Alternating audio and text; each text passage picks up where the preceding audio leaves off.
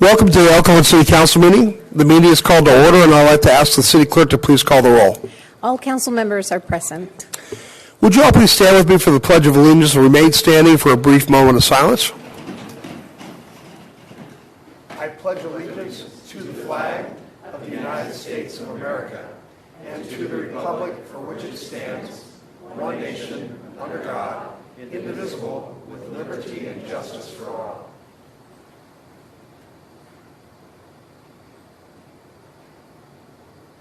Thank you. The city clerk posted orders of adjournment of the March 8th, 2022 meetings and the agenda of the March 22nd, 2022 meeting in accordance with state law, council, and housing authority policy. Agenda changes. Staff, do you have any agenda changes? Mr. Mayor, we have some members of Mr. Richard Ruiz's family here today, and I thought it may be appropriate to honor him at this time rather than at the end of the meeting. Oh, yeah, that'd be fine. Let me just see if the council has any agenda changes, and then we will get right to that. Council? Okay, then let's go down and meet the family. Yeah, I could. Well, I'd like to read something very quickly. Yeah, sure. About Mr. Ruiz. So we're going to dedicate today's meeting in honor of Richard Ruiz, and his family's right here in front, and I want to read a couple of things about him. We have Lois, Warren, Colleen, and did I say Warren? Warren's here. And who else? Lori. Wonderful. So Richard Dick Ruiz was born on August 13, 1930, on Prescott Street in El Cajon. For the next 91 years, Dick spent year after year working on projects in El Cajon all over, bettering our community. He started shining shoes all over the city at 8 years old with his cousin, becoming an entrepreneur at a very young age. He graduated from Grossmont High School in 1948 and went on to serve in the United States Army, working critical missions for the United States nationally and being stationed in Alaska. When he returned home, he became a carpenter and then went to Grossmont College and earned his license in real estate. He raised his kids in El Cajon, started working to better our community, house by house, street by street. He bought, sold, flipped several dozen homes, making each one better than he found it, and beautifying entire blocks throughout the city. He also built by hand with his son Mark 2 office buildings, one on Broadway, 365, and the Melmark building, and 1000 Broadway, the Ruiz building. Everywhere Dick went in El Cajon, he was greeted by people he knew, and he wasn't shy about getting to know more people.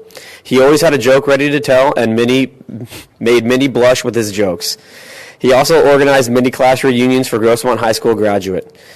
He and his lovely wife, Lois, were regulars at Perry's Cafe, the Pancake House, Pericanos, and, of course, Dixieline. They were also parishioners at St. Kieran's Catholic Church in El Cajon. Thank you, Dick and the Ruiz family, for all you did for the city of El Cajon.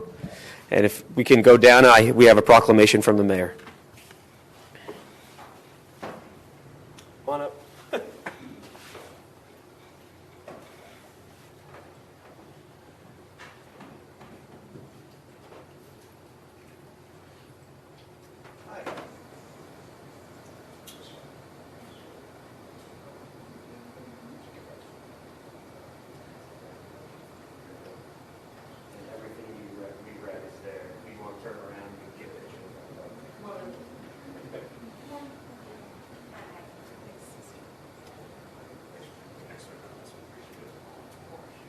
You can stand in front of us. Okay. Jump in wherever you can. Sure. Yeah, family first. Yep. There you go. Perfect. And 3, 2, 1. And 3, 2, 1. Thank you very much. Thank you for that. Appreciate it.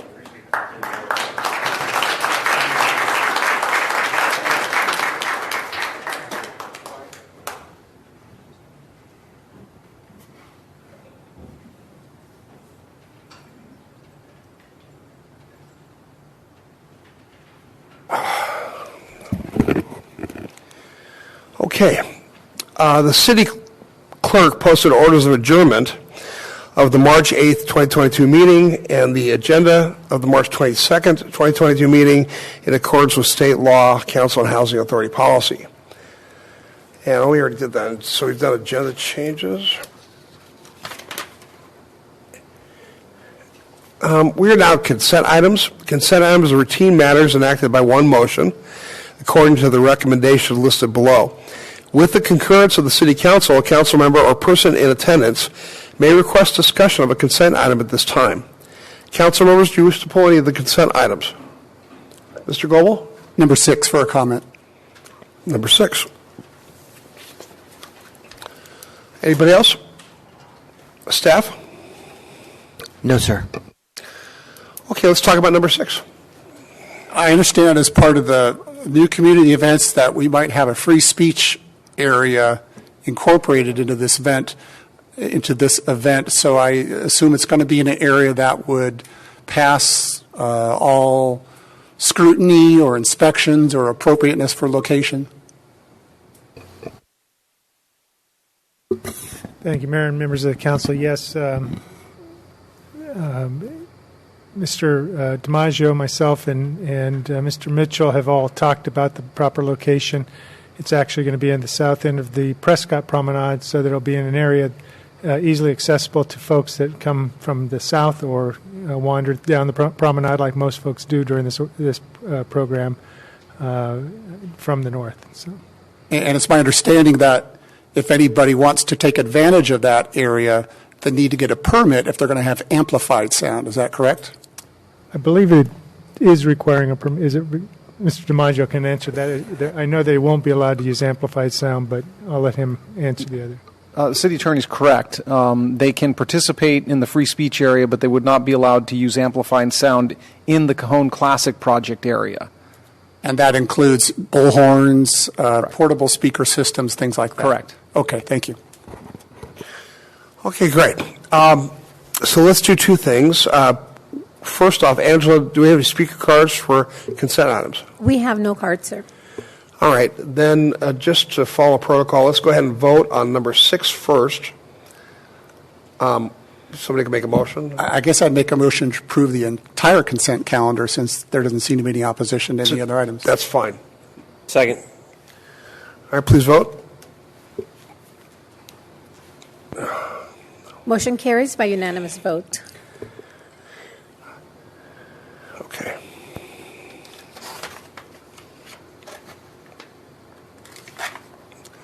All right, that brings us to public comment. At this time, any person may address a matter within the jurisdiction of the City Council, Housing Authority, successor agency to the El Cajon Redevelopment Agency that is not on the agenda.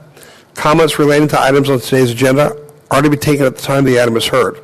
State law prohibits discussion or action on items not on the agenda.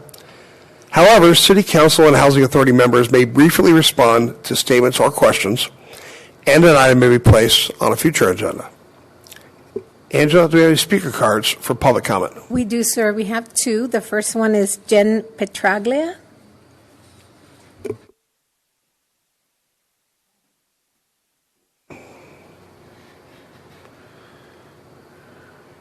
Good afternoon. I'm Jen Petraglia, our TEDx Kids at El Cajon organizer. Happy to be here today. We are here to formally invite you and your staff to our TEDx Kids at El Cajon annual event. We are back in person this year.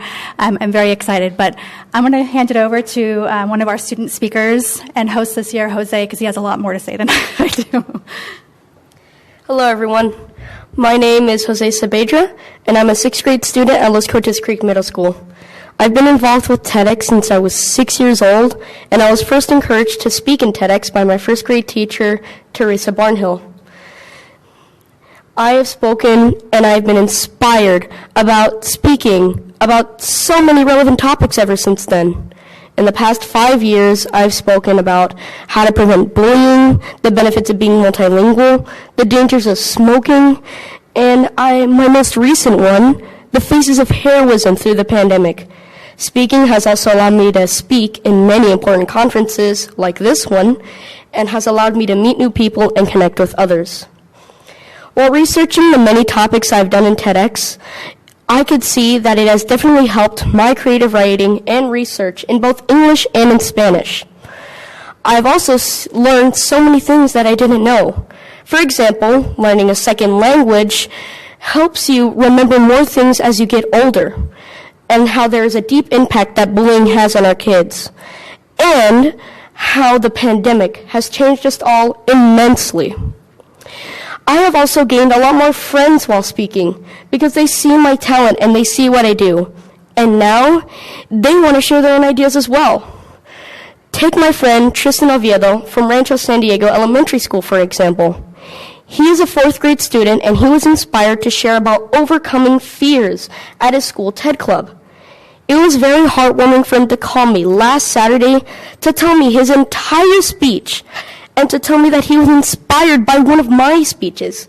Can you believe that? The role that I was selected for this year was a host for TEDx Kids at El Cajon at the magnificent Magnolia Theater.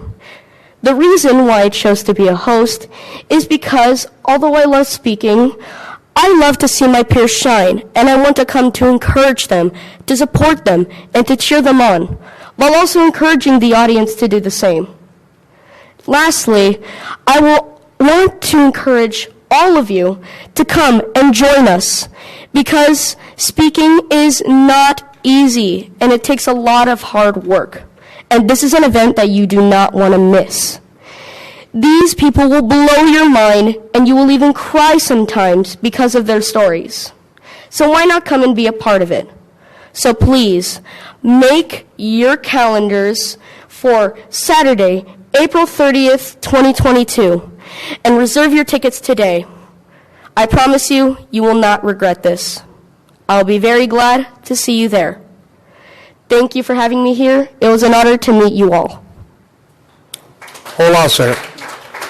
Hey, don't run away so fast. Sorry. I bet the council wants to talk to you. We don't see very often a 6th grader as articulate as you are, so I'm Thank sure you so much. everyone wants to talk to you. Well, you speak better in public than I do. Thank you so much. It's an honor to meet you all. Honestly, the second I heard that I could come and speak here to tell you guys about what we're doing, it just made me feel like so heartwarmed. You know, because these are the people, the leaders of El Cajon, the people that run the city, that are saying that I could come and speak here. It just feels so amazing. And I just want to thank you all for that, and to encourage you to come to our event. All right. Michelle? Lo siento, mi español es muy poquito. Ay, muchas gracias. Tú eres muy bueno. You've done very well. I was very nervous speaking in public for a long time, but you are doing such a wonderful job. I'm going to be there. This abuela is looking out for you. Muchas gracias. De nada. ¿Otra vez en español? Ay, sí, yo puedo hablar español. ¿Tú sabes español también? Un poquito. Un poquito. See, he's a better speaker than you in English and a better speaker than me in Spanish. He's going to take our jobs. I want to highlight something that you said, and I want to say it one more time. You are a leader, and you're an incredible speaker.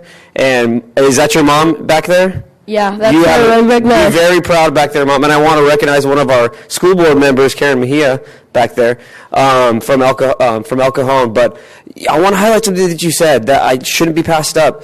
You are very successful at a young age, but you said, I want to take my peers along with me, and I want to better them, I want to lift them up. Because honestly, they have worked so hard to speak too. It hasn't been just me, and I want to cheer them on every step of the way, because it's not always about me, and it's also about the people around me. And that's what's going to keep you successful throughout your entire life. If you look out for the people next to you and you help them, it's gonna be reciprocated to you in one way or another. I'll be there. I'm gonna watch you. Thank you so much, Mr. Ortiz. It's so nice to meet you. I'll be signing up for your seminar on how to do public speaking. You're good. I'm probably most interested in the fact that you said learning a second language helps you, especially as you get older. I'm getting there, so I know what it's like to forget. Yeah. And I think I'm going to take you up on that. Yeah, and you'll see learning a second language really does help strengthen your memory. I've been playing guitar lately, and I've gotten really good at memorizing everything because I feel like speaking has helped me with that because I've memorized so many of them, and it's fun too. So I might as well do that every year. All right. Great job. All right. Listen, you're welcome to come back and speak anytime we have a council meeting. Anybody can. So if you have something that you think is important that we need to know about, don't be shy. Come back. You can, during public comment, you can speak. And my advice to you is to study logic and critical thinking, because if you want to get really good at debate, that's one thing to study. That's the way to get there. It's not particularly easy, but I think you can handle it. Yes, thank you so much. Like I said before, it was a pleasure to meet you all. Oh, thank you so much. All right, have thank some you. flyers, if it's okay. If I Yeah, of course. So we Yeah, have absolutely. 20 speakers this year. Our youngest is age 9, all the way up to high school. So we'll have several student speakers there talking about their life experiences. For the people that are watching on TV, can you give a website or a phone number or anything like that? Yes, it's TEDxKidsElCajon.com, and you can get tickets there. It's a free event here in El Cajon. It's a community event, so we're trying to get the community more involved. Right outside here at the beautiful Magnolia this year, so it'll be open to everybody. See amazing student TED Talks. I could never be on a stage giving a TED Talk, but our students are amazing. And the date and time? It is April 30th, all day from 9 to 3. Thank you. Thank you. The last speaker is Moline Schrader.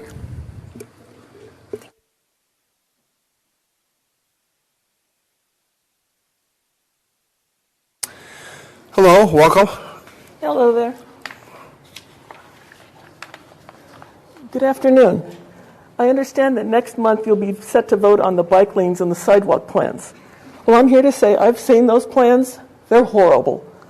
I bike these streets every day. I know you're saying, no, she doesn't bike.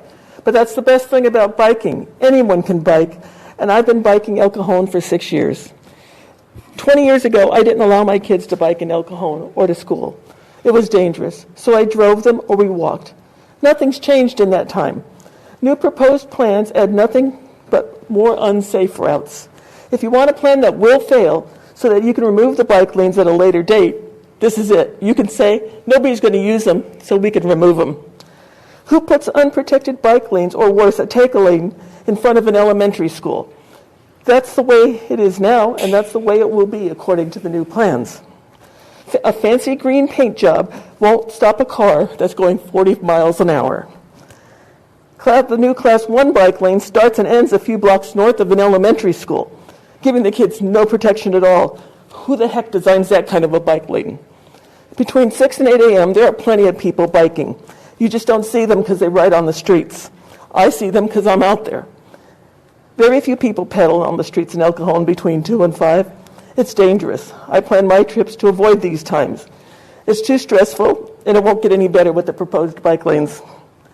It's hard to believe you want my little bike to take a lane from a 2-ton car doing 40 miles an hour. That's not safe for me, and that's not safe for the drivers.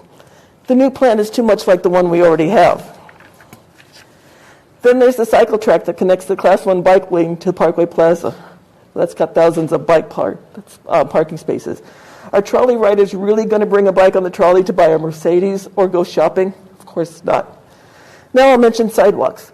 Mobility scooters and electric wheelchairs flip over on the slopes. I've seen it. Driveways with sidewalks are not people-friendly. They're car-friendly. El Cajon is a very ethnically diverse, aging community. In order to grow the community, it needs young people.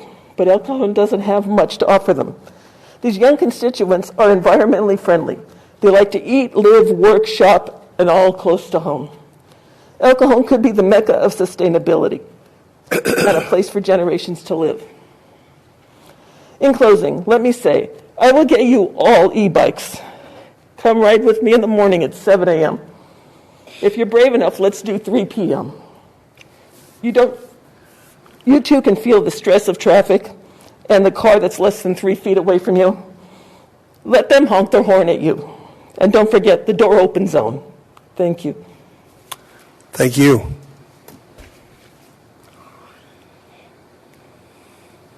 No more speakers, sir. Okay, then. We're now at public hearings, and we have one item to consider. Item 7 is regarding the micro enterprise home kitchen operations, and I'll ask staff to tell us about this.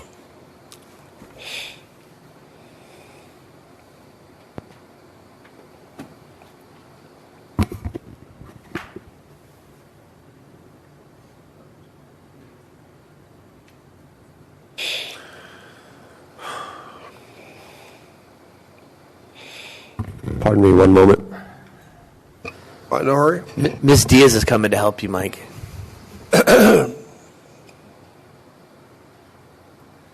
This is every staff member's worst nightmare, by the way.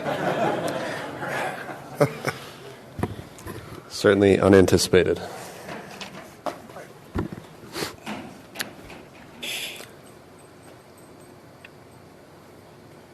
Good afternoon, Honorable Mayor and Council. My name is Mike Villione, Senior Planner with the Community Development Department.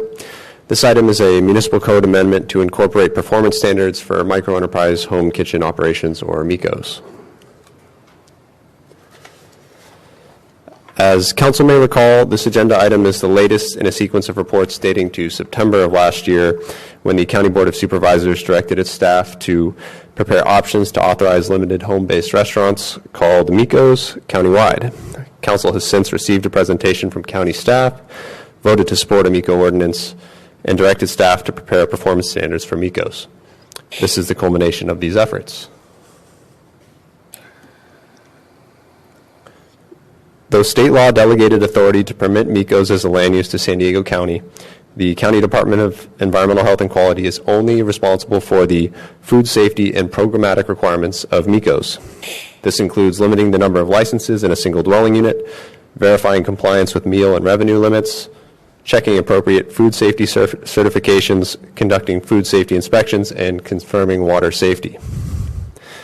In contrast, the city is authorized to abate nuisance conditions which might result from MICO activity in its jurisdiction. Examples of nuisance which would typically be addressed through the city's Code Compliance Division include excessive odor or noise or conditions of disrepair on a property. Consequently, the proposed amendment seeks to facilitate consistent code compliance activity through clear and objective standards to protect both MICO operators and residents. This would include adding MICO-specific nuisance definitions to Chapter 1.16 of the El Cajon Municipal Code. These new provisions would define right-of-way obstruction, hazardous or unsanitary grease buildup, disposal of fats, oils, and grease in the sewer system, multiple smoke, odor, and noise complaints, hazardous or unsanitary outdoor cooking, unsanitary refuse storage, and serving alcohol without the appropriate ABC license as nuisance conditions subject to code compliance and abatement proceedings. The amendment also proposes adding a MICO section to the Miscellaneous Special Uses and Regulations chapter of the zoning ordinance. This new section would adopt the county ordinance by reference, require a business license, and the appropriate County of San Diego Department of Environmental Health and Quality MICO permit, prohibit operations which create a nuisance as described in the previous slide, and require appropriate city permits for the use or installation of commercial equipment. The Planning Commission previously considered this amendment at a public hearing on March 1st. After discussion, the Planning Commission voted unanimously to recommend City Council approve the proposed code amendment. Staff reviewed the California Environmental Quality Act and determined that the proposed code amendment is exempt from its environmental review provisions, as there is no possibility that the activity will have a significant effect on the environment. Staff therefore recommends that the City Council proceed with the public hearing and approve the ordinance to amend Title I and Title 17 of the Municipal Code. This concludes staff's report. Thank you. Thank you very much. Any questions, Council? Okay, thanks. I think you're good. Nice report. Thank you. Do we have any speaker cards for this item? We do not, sir. All right. Just for procedure, I need to make a motion to close the public hearing. Please vote. Motion carries by unanimous vote. right. Is there any further discussion or somebody like to? Yes. I have a couple of questions. So if we approve all of this and we move forward and we enforce the regulations that Mikos has to follow, how will that affect food vendor carts on city sidewalks? Like a fruit cart that is at a corner and is chopping up fruit, selling it. What regulations are that? What regulations are covered for those operations? So the regulations that we're discussing here today with this ordinance don't really consider or have an effect on those particular operations, which may be authorized in the city through, I think, like a sidewalk vending permit. Okay. And we have those? We do. Okay. Yeah, the city has a sidewalk vending permit, and then theoretically they would have to follow county health code standards. Okay. Just curious. Thank you. Okay. If there's no more discussion, would somebody like to make a motion?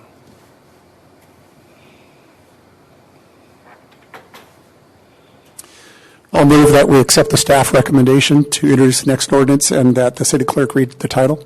Second. Please vote.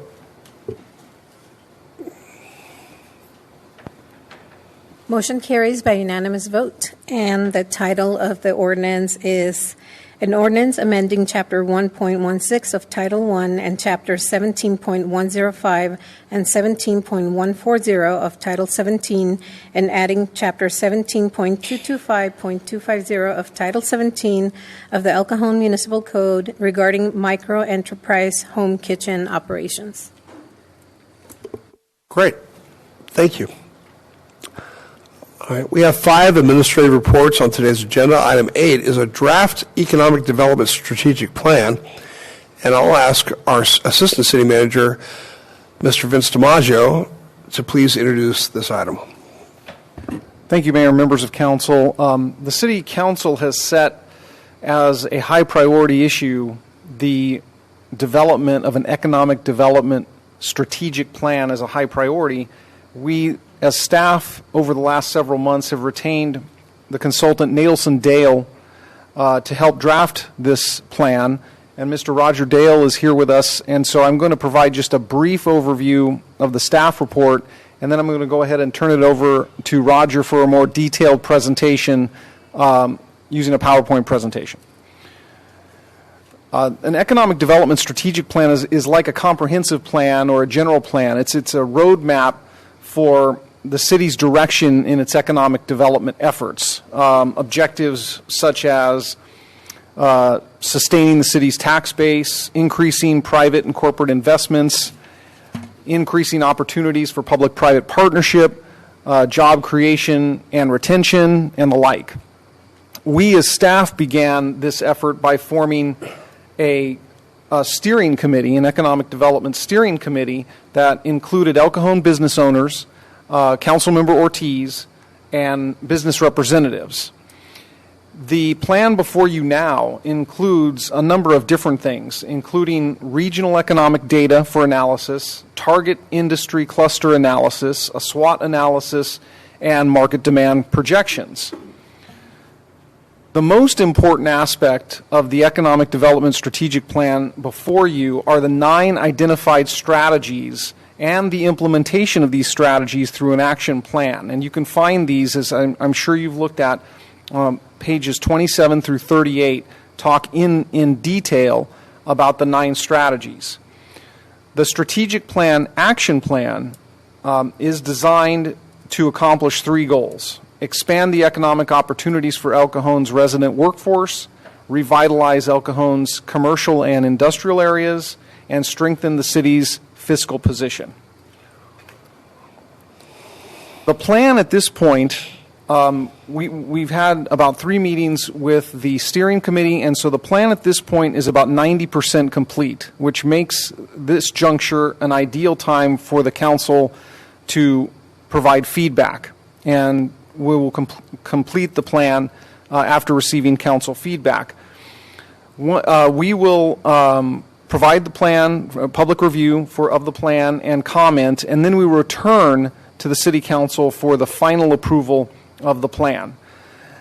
It's important to keep in mind at this point that the strategic plan before you is an overarching 30,000-foot document, and we as staff anticipate returning to you periodically with various incentives that require council action in some shape or form to implement the plan. This could include budget amendments required for items necessitating additional funding. It may require additional staff positions.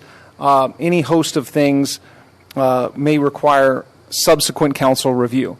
So with that introduction, I'd like to introduce Roger Dale of Nailson Dale and have him go through his presentation for you. Hello, Roger, welcome. Good afternoon, Mayor Wells, members of the City Council. I'm Roger Dale with the Nailson Dale Group, and we are an economic development consultant. It's been our privilege to work with your staff and members of your community over the past 9 months or so to prepare this draft of an economic development strategy, and I'd like to highlight a little bit about the process this afternoon and what our next steps will be, and most of all to get your feedback and any questions you might have. So thank you very much for having me.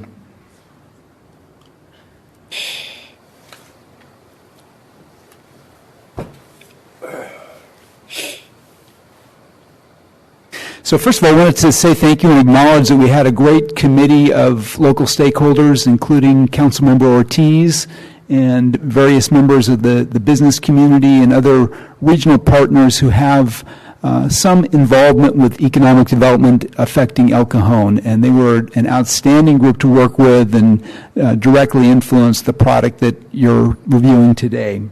So I want to thank them and thank the city staff for organizing that group.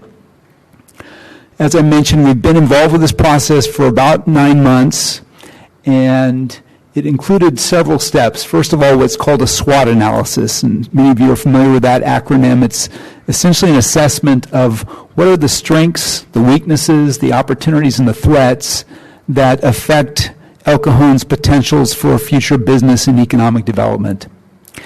And as part of that, we did an analysis of target industry clusters. And we'll talk more about this in a moment, but it's essentially looking at the types of industries and businesses that, based on our analysis, we believe El Cajon is well positioned to attract and grow in the future. Some of those are things that are already here, and some are things that are in the larger region that could be here if you can find places to accommodate them. We also looked at the real estate side of economic development and did a market study for retail, office, and industrial space, again looking at what the potential demand would be if there were places to accommodate that in future development here. Our committee was with us so far for 3 workshop or focus group type meetings, and we engaged them early in the process to kind of help to scope what are the main issues affecting El Cajon that they'd like us to take a look at, and then brought them along further in the process when we were beginning to develop priorities for actual strategic actions. And where we are tonight, we are presenting a draft. We're calling it the City Council Review Draft of this document, and it's our hope that we'll get some feedback and questions from the council that we can then use to go back and update the document and prepare it as a public review draft, which will then result in bringing it back to the council at some point in the near future to hopefully approve and begin to implement. I mentioned the SWOT, and I'm not going to go through this in great detail, but just some of the highlights. In terms of strengths, I think you can build on the fact that you are an existing regional center for certain types of retail and entertainment activities, and that creates opportunities that you can build on. You've got good transportation infrastructure. You're an affordable community in terms of land and housing and other real estate compared to other parts of San Diego County, and that can be a strength. And I think that we have seen and we've heard from your business community that the perception is, and I think it's the reality, is that this city is committed to economic development, and that is a very strong selling point in business attraction and development. Some of the opportunities that stem from that, I think you can, talking about some specifics, leverage the Magnolia Theater, which I know is kind of coming back in a new strong way in its position in the community, and that can be leveraged to further position El Cajon as a regional entertainment destination. There's also opportunities to expand what we call mid-market homeownership, housing maybe in the $500,000 to $600,000 range, or maybe it's getting higher as time goes on, but not necessarily what's described as affordable housing, but market rate housing that can support a vibrant community, a vibrant business community, and create a place where a workforce could live. Connections to the airport can be important for some of the target industries we're talking about, and that's a unique asset that the community can leverage. And then another thing that's very important to know about El Cajon is that you've got a workforce that in large part commutes out on a daily basis to work elsewhere in the region.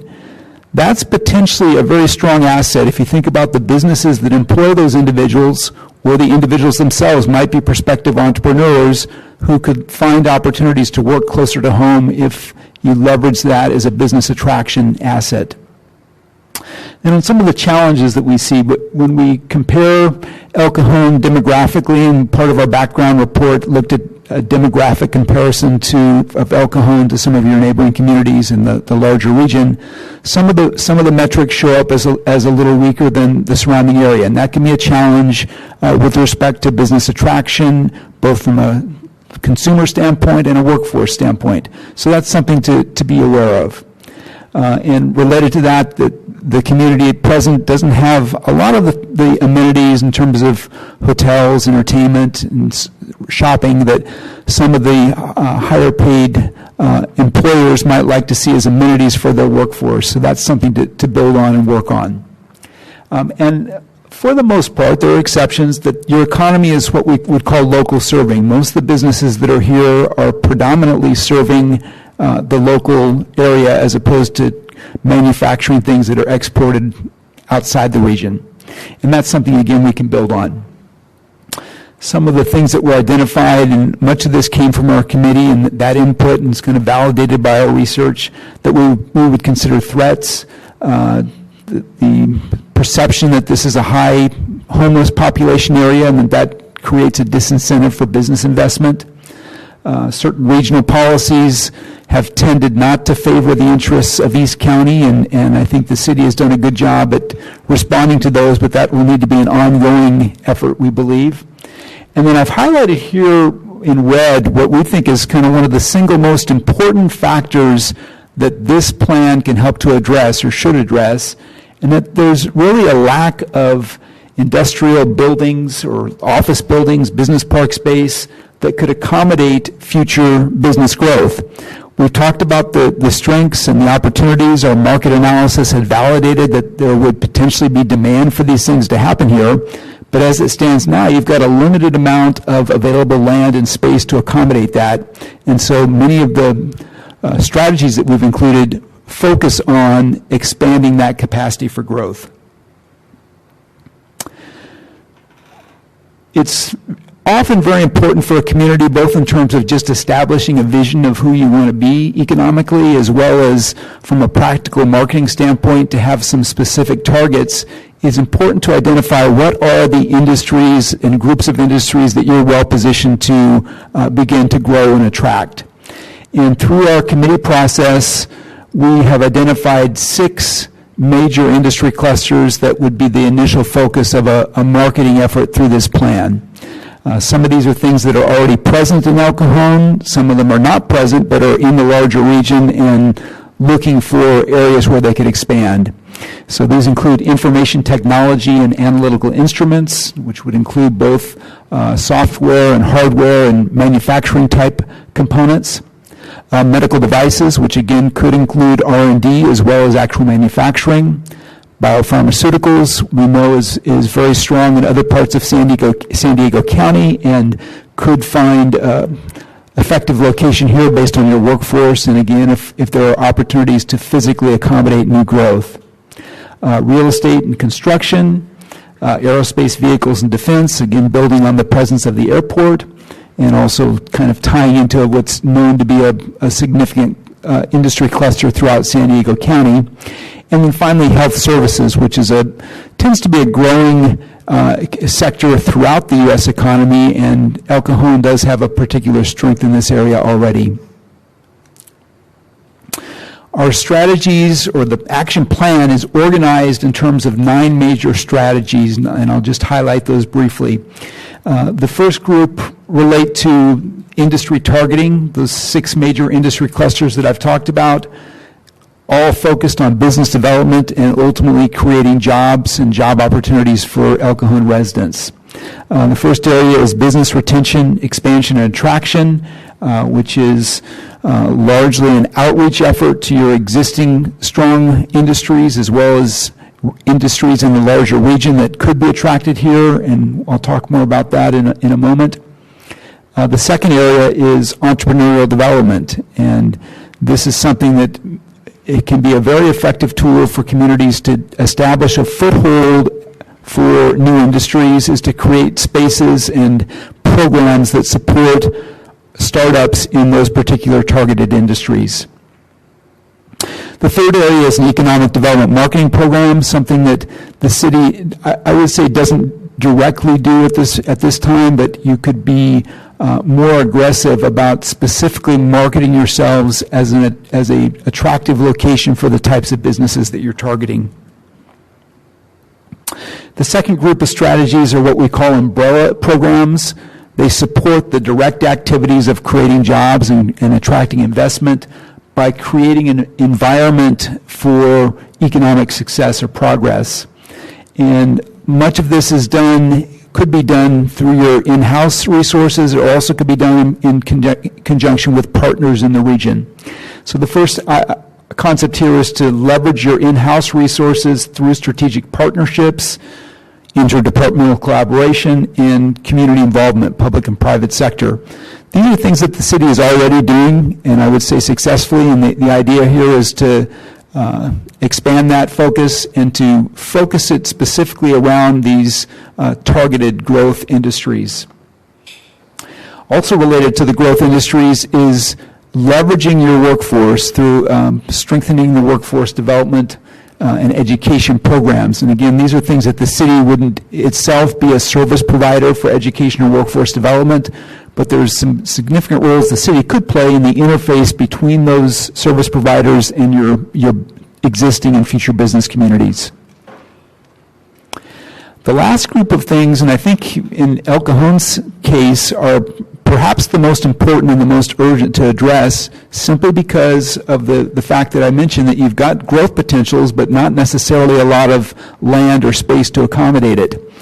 And in this type of a setting, most of the opportunities will be created through redevelopment or repurposing existing facilities to accommodate the types of growth that you'd like to see in the future.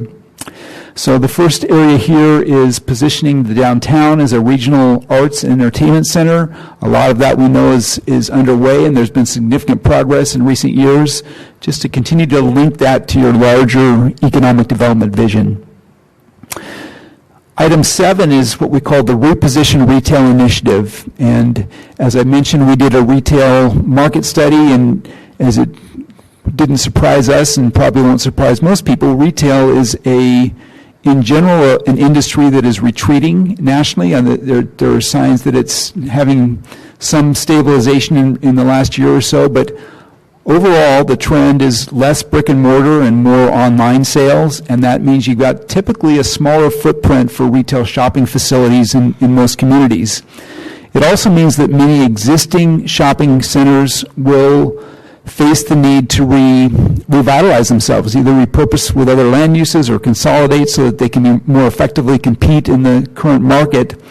And that may create opportunities to expand space for other types of land uses, what we're calling tech flex space, which might sometimes be kind of a business park concept that would include technology type companies, office space, and potentially some residential or mixed-use development. So we're looking at potentially being proactive about working with retail property owners to expand or to pursue opportunities to reuse those centers or repurpose them for other types of land uses and strengthening the remaining retail base. Item 8 kind of relates to that, is finding other opportunities to attract investment in new business park, or as I mentioned, tech flex buildings that would accommodate the types of industries we're targeting. And again, these would in large part happen where there's probably existing development and you're looking for opportunities to incentivize reinvestment in properties and intensify the use to include those types of business park facilities. And then the last thing relates back to both of these areas that I've just mentioned, is to kind of have an across-the-board effort at the city level to expand your land, zoning, and infrastructure capacity to accommodate new development. And this might include zoning policies, and we'll talk more about that in a moment. It might include strategic investment in infrastructure, prioritizing your CIP process to focus on areas where there are opportunities for redevelopment, and potentially even looking at opportunities to encourage or incentivize repurposing of land that may be developed with uses that are now becoming obsolete.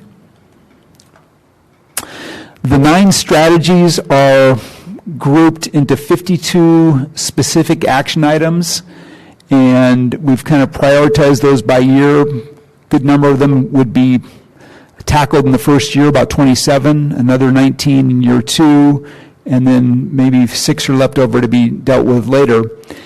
And I wanted to be honest about the idea that this plan will take additional staff beyond what the city currently has devoted to economic development. It's a full-time commitment and a full-time investment by a city to have a effective economic development presence. We, for discussion purposes, have laid out a program that we believe could be handled by 1 additional full-time equivalent staff in an economic development position. And that's subject to, of course, your input and some refinement from city staff, but that we think is a good starting point. I should mention, though, that when we talk about these 52 action items, it sounds kind of overwhelming. A lot of these things are things that the city is already doing to some extent, so they're not entirely new commitments. Some of these things will be taken and pursued in partnership with other organizations, non-city organizations, and as I mentioned, they could be phased in over several years.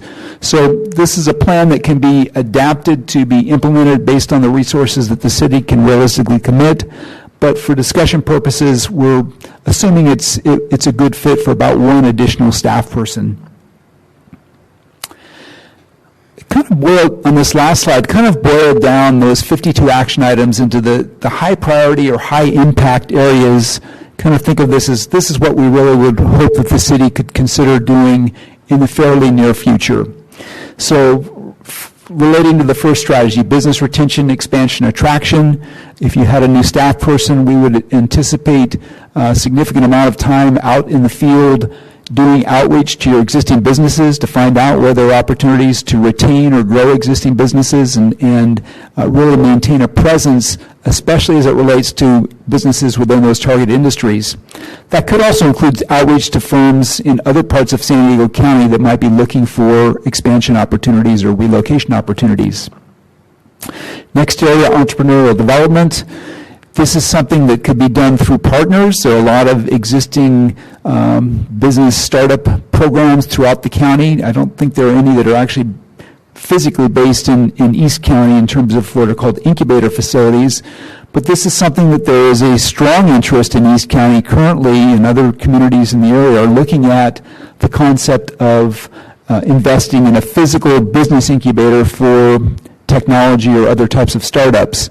This is something El Cajon we think should strongly consider, and that could be something you facilitate through partners, or you could even consider a direct city investment, perhaps, for example, using ARPA dollars as one way to facilitate that. Economic development marketing, I mentioned, would be essentially a new activity for the city, and it would be our recommendation that this would be outsourced to a professional marketing firm with direct experience in economic development, which is a very specialized type of marketing. strategic partners or strategic partnerships. We think that you're already doing a good job of those. We'd like to see more networking, and maybe we've outlined a few events that could be accommodated on a fairly doable basis that would be like partner appreciation events to really get more exposure in the region of what El Cajon has to offer.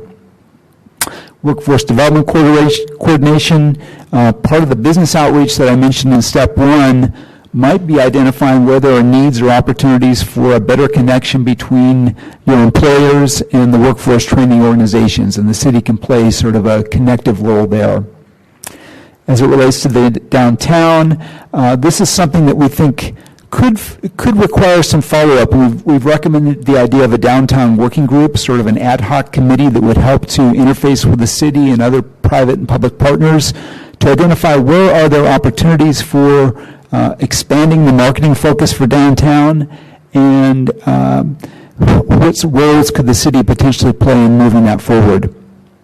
Talked about the items 7 and 8, repositioning retail and also trying to attract opportunities for business park development, kind of combine those here. And I think the first step there is to directly outreach to your existing commercial industrial property owners to see where there might be an interest in reinvestment in properties, and then potentially looking at city-funded incentives to encourage reinvestment. Last item here, expand land zoning and infrastructure capacity. One of the concepts we've mentioned here is what is called a floating zone, and that would be a way that you can facilitate a streamlined process where, for example, if someone had a shopping center they wanted to rezone for in business park use, this would allow that to happen quickly and expedite the process in terms of environmental entitlements and other things that the city would normally have a process for.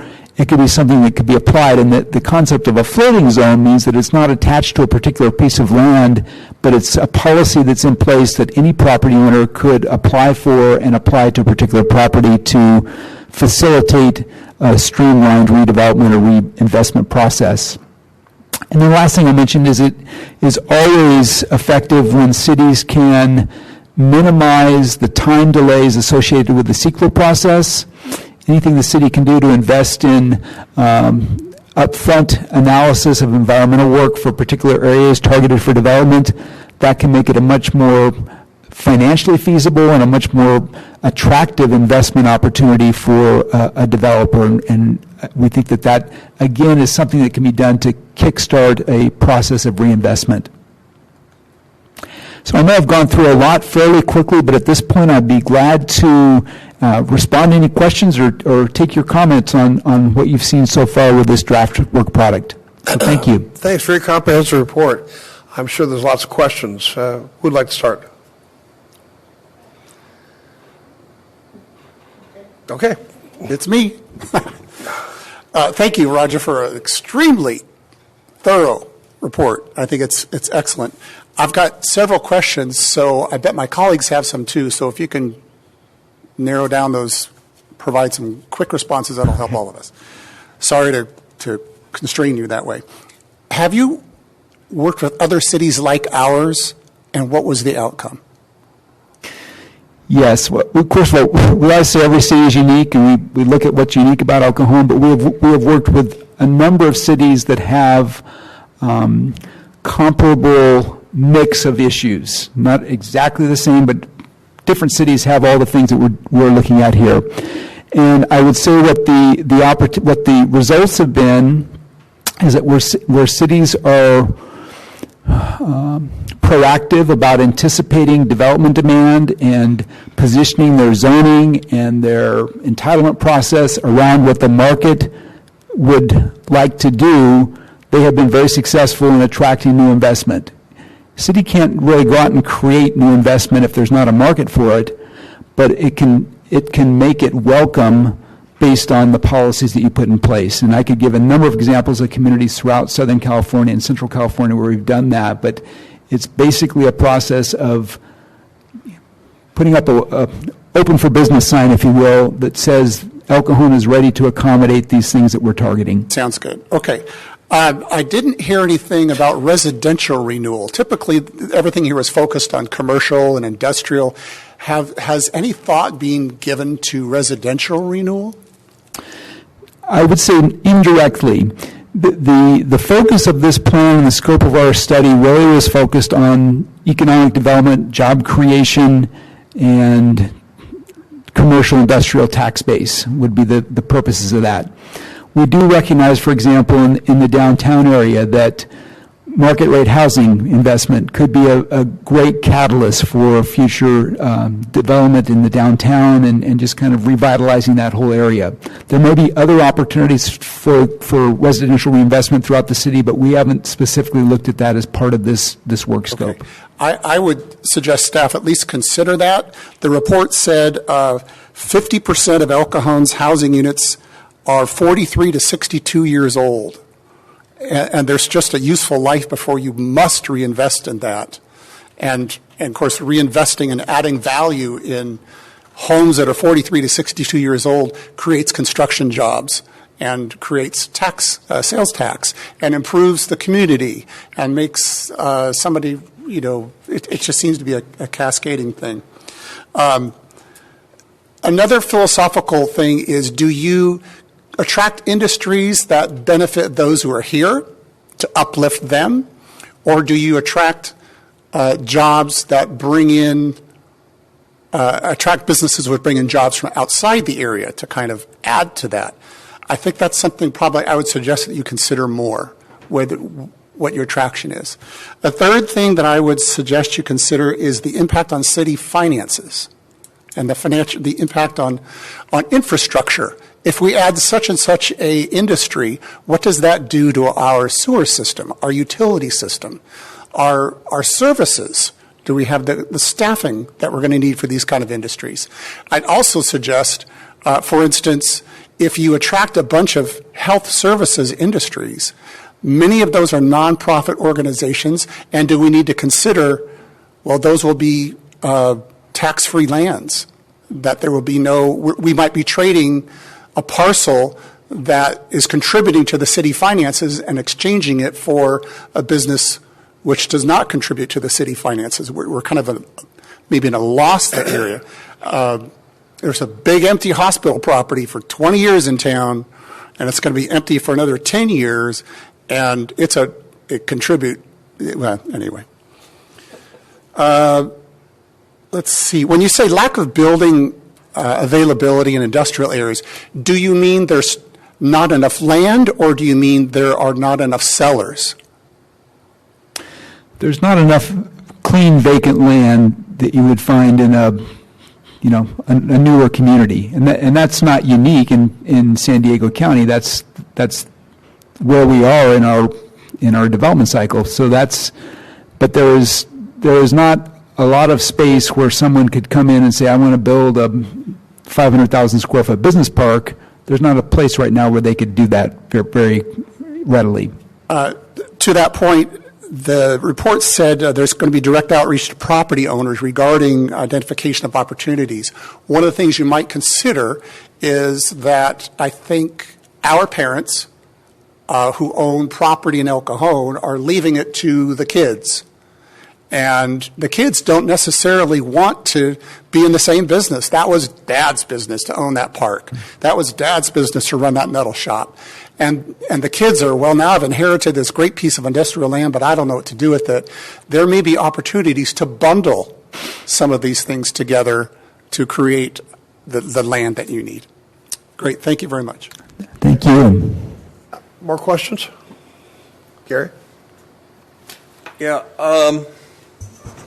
This is kind of a chicken or the egg question, I guess. Right now, our upscale housing is a mile or so from the valley floor, where most of our retail and industrial is. Do we need to incentivize the building of upscale, let's say condos, multi-story condos on the valley floor to encourage high-tech workers to come in? And would it make sense to have an incentive maybe on the first complex so they would build something that just, let's say, 10% better than whatever we have right now? Maybe the developer would have to take a little bit risk because he's not sure there's demand for a unit that's so upscale. Or is the surrounding community sufficient to get those people, the high-tech people, to move to our area to be near their jobs? Well, I concur with the idea that higher-end housing closer to the employment areas and the shopping areas is definitely a good thing for economic development. I'm hesitant, without researching this further, to say the city should incentivize. I guess we'd have to define what we mean by that. If we're talking about a financial incentive, maybe that's not the necessary, but I think the city can certainly make incentives make investments indirectly that make an area more attractive to housing developers.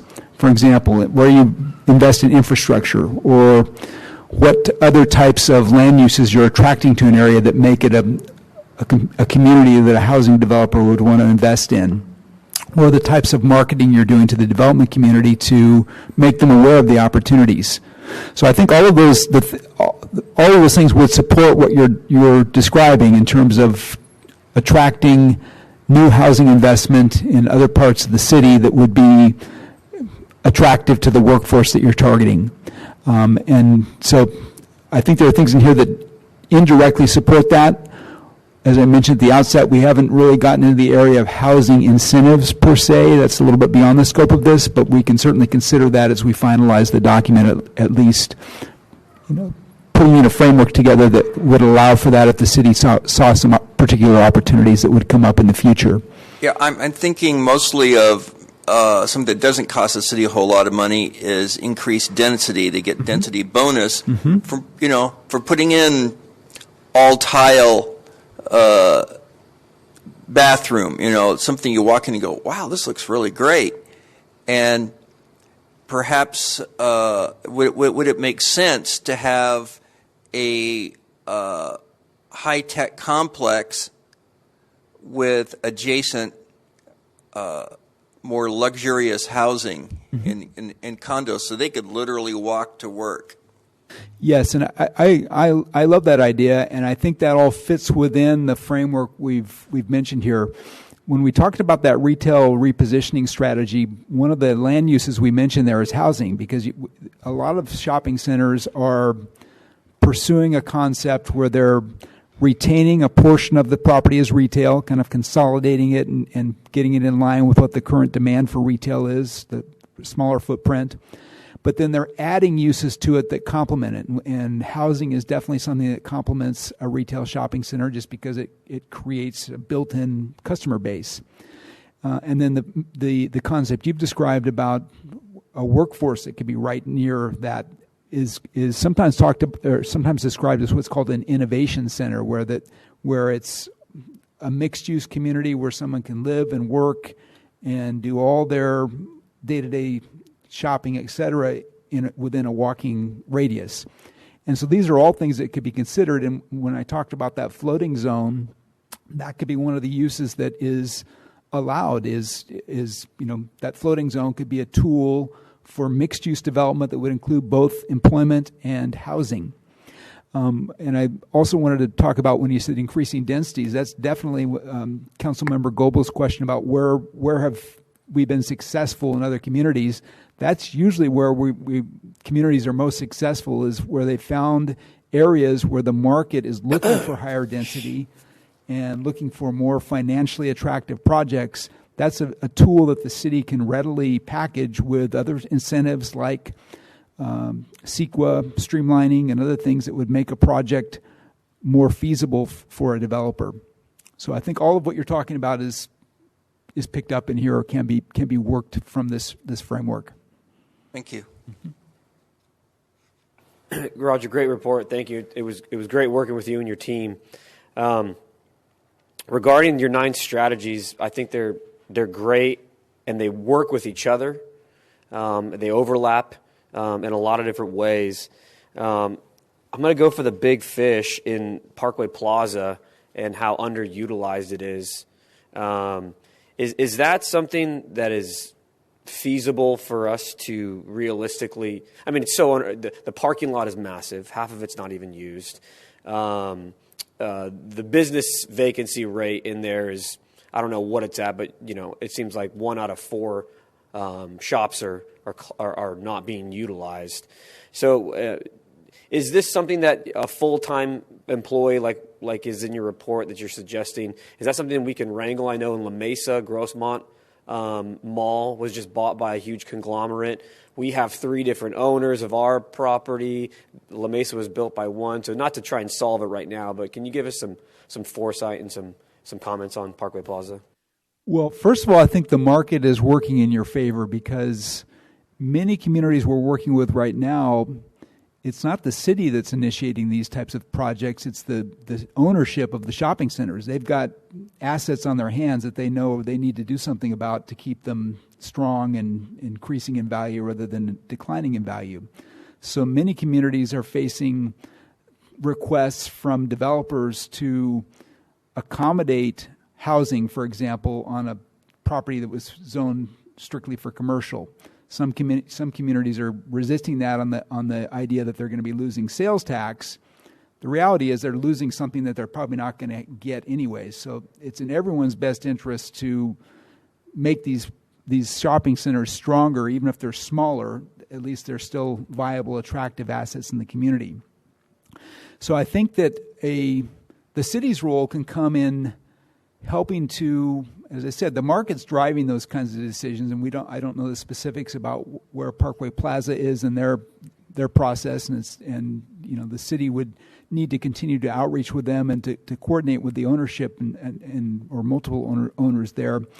But the city can play a role in helping to identify what is the real market potential of this property. Where are there existing city policies that might not allow for that or might make it harder to do that? And what can the city do in terms of zoning and densities and other policies that would facilitate that? And then there may be specific opportunities for city investment in infrastructure or other things to make a deal more attractive. And that's something that that would be in the job description of an economic development staff to kind of coordinate with the property owners, not just that property, but be available to any property owner that wanted to participate in those kind of discussions to find out where the city could help to move things along in a way that benefits everyone. It seems like it's the same answer for multiple different properties, no matter how big they are. I love the idea of the flexible zoning. What did you call it? The floating zone? Mm-hmm. The floating zone, I think if we're flexible with our zoning to respond to the market, as long as it's not putting a 50-story commercial building next to a house, we want to make sure our neighbors are being good neighbors. I love the idea of making downtown El Cajon a destination area. Agree with my colleagues. Townhomes, row homes, I think are a good way to get good young homeowners in here. Give them an opportunity to live in the city and work there. The one thing I think I might add is to have some kind of a review process, updates 6 months yearly. So we have these 52 or so odd action items. What are the barriers that we're seeing if we're not able to, move forward in strategy 2? What are the successes that we're finding, and recalibrate as we go. Because obviously the market's going to change. We don't know what's going to happen in 2-5 years. That would be the only thing. And one more thing I'll mention. I think startups are attracted to El Cajon commercial space as it is because of the low rent by nature. But it's close to the freeway. People can come. So that startup idea for an incubator, I think Tour Knives, they're massive now. They've bought up, I think, or they're using about 8 spaces in an industrial park. They started in 1. Veteran-owned, train all of the employees to be machinists. It's been fantastic. So I think there's a natural inclination for startups to come to El Cajon, especially in commercial space, because it's relatively inexpensive compared to San Diego or other areas of the county. So something to leverage there. Councilmember Ortiz, if I can just comment on the Parkway Plaza example, because Mr. Dale isn't as familiar with it as we are. I think you're absolutely right. I think, first of all, I think that the framework that we have here lends itself ideally to a willing property owners. And one of the things that we've struggled with as the city manager and I have met with the Parkway Plaza ownership group on several occasions over the last several years is the idea of we need willing property owners. And in some instances, these property owners, in this particular situation, are still thinking in the old ways of mall thinking. And some of the examples that you're talking about are people that are moving with the times that Roger referred to. You're going to have to change how we think about malls. And that's the advantage that you pointed out with some of these other mall owners, and the fact that you're dealing with one owner. We're dealing with multiple owners that are not quite caught up with where they should be in terms of mixed use, reuse. I think the floating zone could help immensely if we had owners that were willing to engage in a positive and innovative way. But I think as we move forward towards the adoption and ultimately implementation of the plan, it's not like we're going to stop engaging Parkway Plaza. I think we're going to continue to engage. We're going to have tools that we'll be able to present to them, and hopefully we'll continue to take steps in a direction that will lead to, kind of a positive reimagining of that mall. Yeah, it's a tough situation. Did you want to say something? Well, I was going to remind the council that in your economic of your city council priorities for this upcoming year, in the economic development section, one of those items is sort of the reimagining of Parkway Plaza. So the fact that that goal was in there prior to the study kind of says that the council is aligned with that need to occur. So that work is going to continue to happen with or without this plan.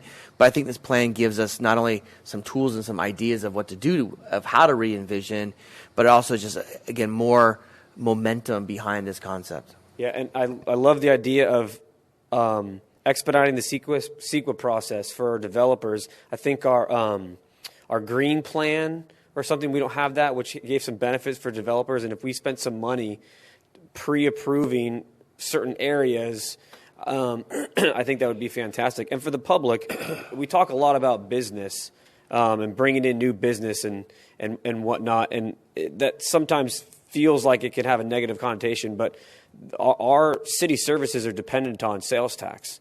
And this is how we pay for our firefighters and police and homeless programs and parks. And we're going to do dollar days analysis, which we just had a great impact for our youth.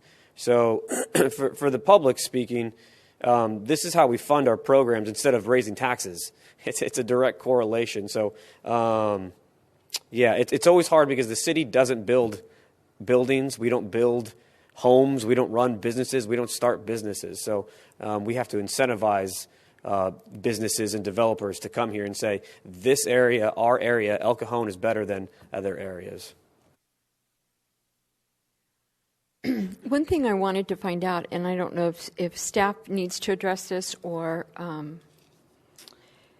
first of all, it was a great presentation and it was very comprehensive. On number 9, it's to expand the city land and zoning and infrastructure.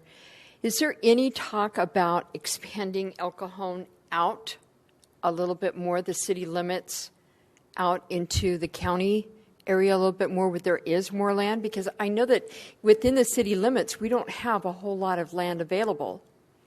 And so in order to accomplish some of this, we've got to get more land. And has there been any talks, and I don't know if you can address this or if the city can address this, in expanding, right now we're 14.4 square miles. Maybe we need to come out a couple more miles, a little bit. They're already under an El Cajon address or zip code. Why not try and get some of that land in the city so that we can have control over what's going on? I realize that the more we expand out into the county area, it means more fire, more police, and more city services.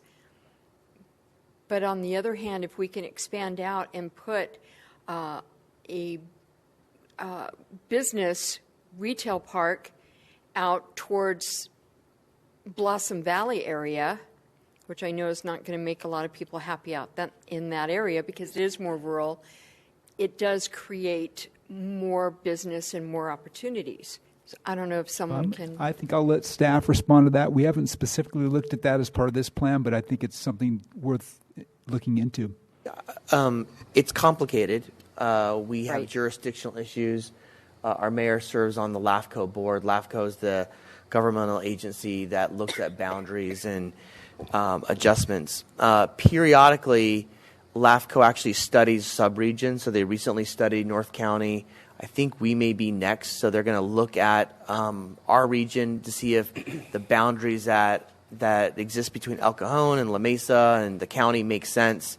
The reality is, I can tell you now that the county is not going to want to give up massive portions of land. It may be a couple parcels here to tie off a street or sort of make a neighborhood whole. The challenge for us, the reality is housing doesn't pay for itself. Housing actually is a drain on your budget. So picking up parts of, say, Bostonia that are currently unincorporated along Greenfield probably economically wouldn't make sense for the city of El Cajon. So, but if there was opportunities to pick up some retail space or some industrial land, that would make sense because then we could bring jobs into those areas and generate revenue from there. But rest assured that there is some studying being occurring in the next year or two by LAFCO to kind of look at our overall boundaries. I'd like to weigh in. I've seen those maps, and there are some annexations that will probably come, but they're fairly small.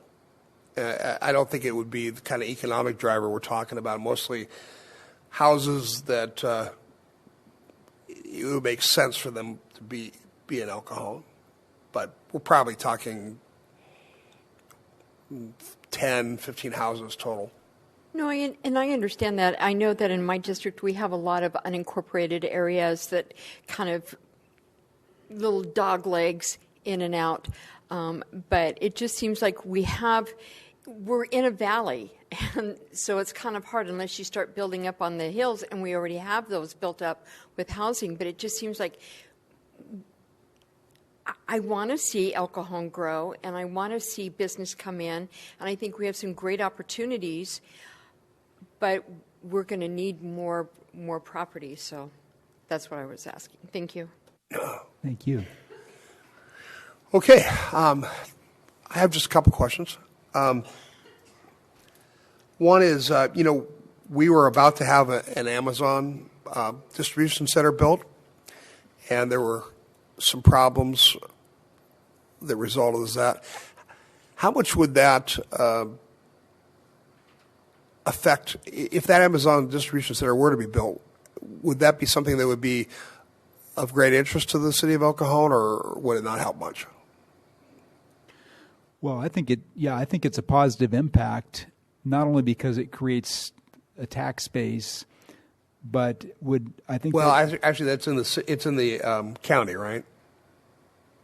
Well, that site's actually on county property, but it actually is in the city. Oh, that's right. So it would be in our tax base. But because it's not a fulfillment center, it's really more of a distribution center. Yeah, I don't think there's a tax. Not much taxes direct involved. Tax from that. Sorry to interrupt you. I apologize. I wanted to clarify that. And I'm not familiar with too much the specifics of that project. So as the city manager has pointed out, there are different types of Amazon facilities, some of which are more advantageous to cities, both from a tax perspective and an employment perspective. Yeah, I thought more in the sense of people coming to work here that would be incentivized to come and live here and spend their money going to movies and going to restaurants. Yeah, I think that's where the potential benefit from any major industrial facility is what we call the multiplier effect. So you've got a business that's there that's spending money with other businesses in the community, and then they've got employees who are living or working in the community, so they're here at least part of the time spending money in your shops and your restaurants. And so that's a benefit. And I think it can also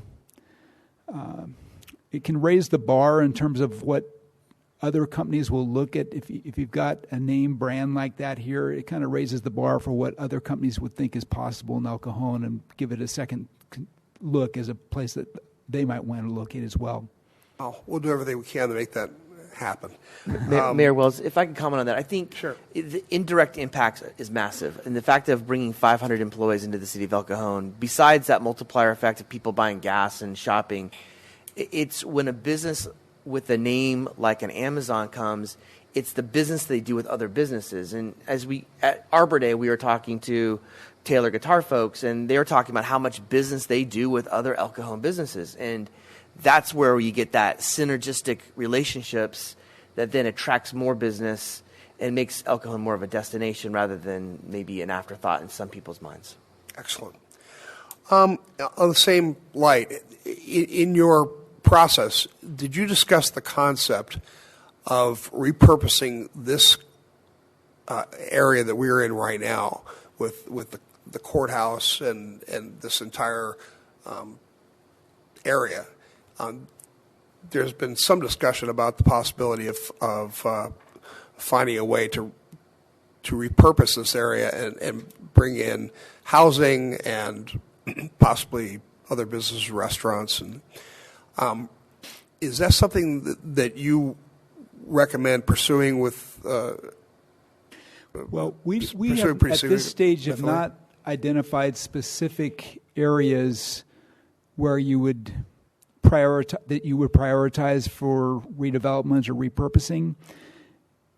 In many cases, we're talking about private properties that we don't know the status of, and it's probably not appropriate in a city document to target someone's property.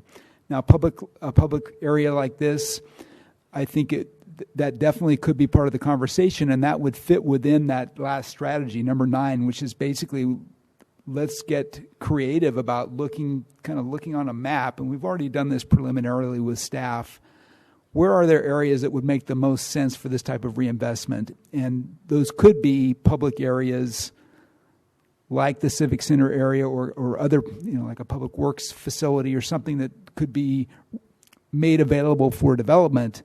So that's definitely something we can add to this report, and I would definitely encourage the city to look at those kinds of options in addition to looking at private land that might be ripe for discussions with the property owners. Yeah. And then my last question is different regions of any county has there's a perception, there's a culture that's associated with that region. This region, I think, is historically, there's a lot of wealth in this region, but I think oftentimes the wealth comes from the guy who owns the roofing company, or the guy who owns the electrical company, or the HVAC company, or people that sell to people that own horses, and it's a more rural kind of perception. Do you recommend trying to change that perception and bring in like more of the biotech and aerospace, or is there some value in kind of embracing that and trying to really push that concept and have more people that probably their values by the coast are not the same as the values out here, and maybe they're more comfortable out here? And I really don't know the answer. I'm curious. I'll respond this way. I think definitely you always build on your strengths. You don't abandon your history and your traditions as a community, things that you internally know are positive factors about the community. You build on those and don't abandon them. At the same time, you want to try to expand the outside world's perception of what is possible to do in El Cajon. And this is exactly our third strategy, deals with a marketing program that would be led by a professional marketing agency. And that's not something my firm does, so I'm not trying to sell something that we do, but that is something that they would specifically look at, is kind of assessing what are the messages you want the world to know about El Cajon.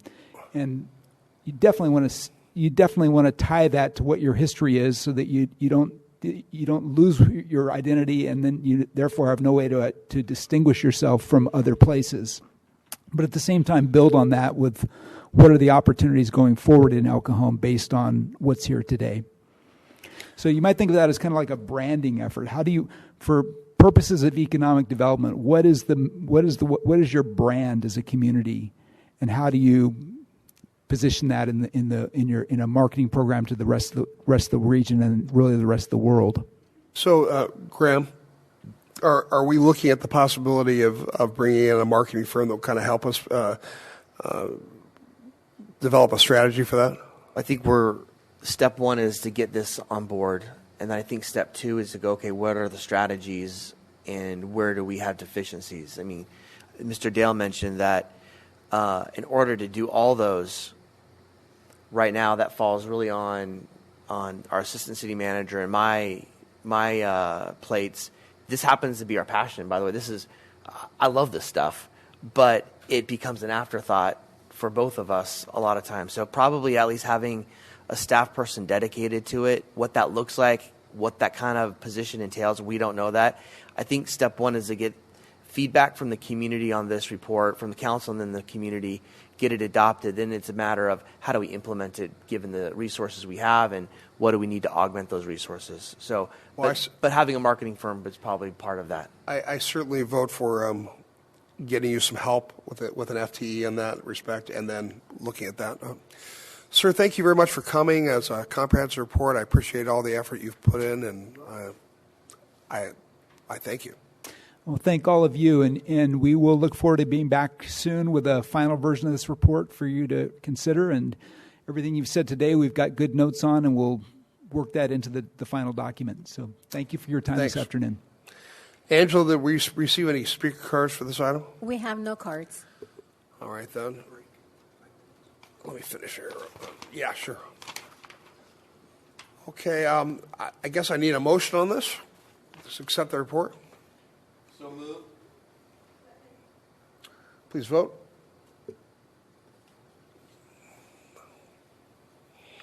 Motion carries by unanimous vote. Ladies and gentlemen, we're going to take a 5-minute break. We will come back and conclude the meeting.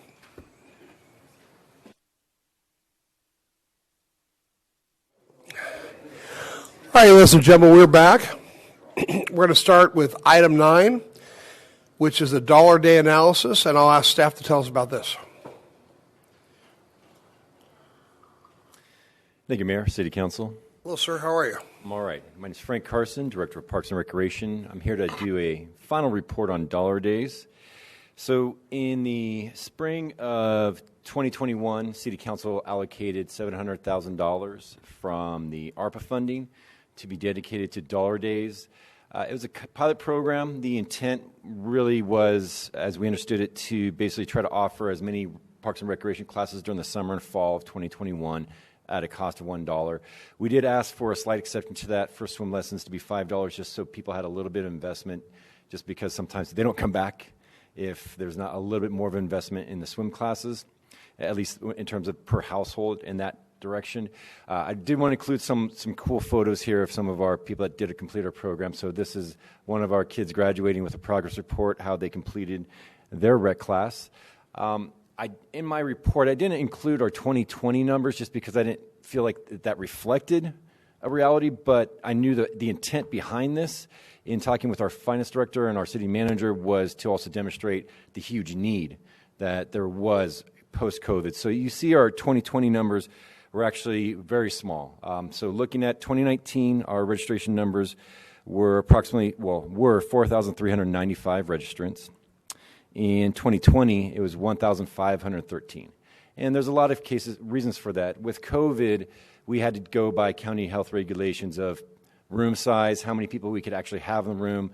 So for some lessons, same thing, how many students per instructor, just because of COVID. And we wanted to follow those guidelines. But we were one of the few cities in 2020 that did actually offer summer and fall programming. Most cities in San Diego County did not. So even with that small of a number, we were still able to offer something. With the council-approved funding, we increased by nearly 25% in terms of registrants for our programs, and nearly about 33% in instructional hours. And instructional hours basically means how many more programs or services we do offer, and the actual staff-taught hours involved in that. That's not per student, that's actually staff-taught hours. So that we went from 3,938 instructional hours to 5,225. So that's nearly a 33% increase. What you'll see is really we offered new programs and services, so Coffee and Canvas on Saturday mornings, Zumba Gold. Yes, I slipped in a picture of Councilmember Mitchell in there. We had adult dance classes that we brought back, and we actually had them at our Dance and Talent recital, part of our Act B on Saturday, just this last weekend. We also created greater collaboration with Cajon Valley Union School District to offer and expand our services, working with them during the summer. They had summer school students. We said, hey, we have this funding. We want to transport your students from the valley floor, and that's their terminology, from your 4 schools you're offering summer school at, and we want to offer them free swim classes. So ARPA funding paid for the transportation of the students, paid for all of our staff at the pool, and we were able to get 189 students this summer through that working collaboration with Cajon Valley School District.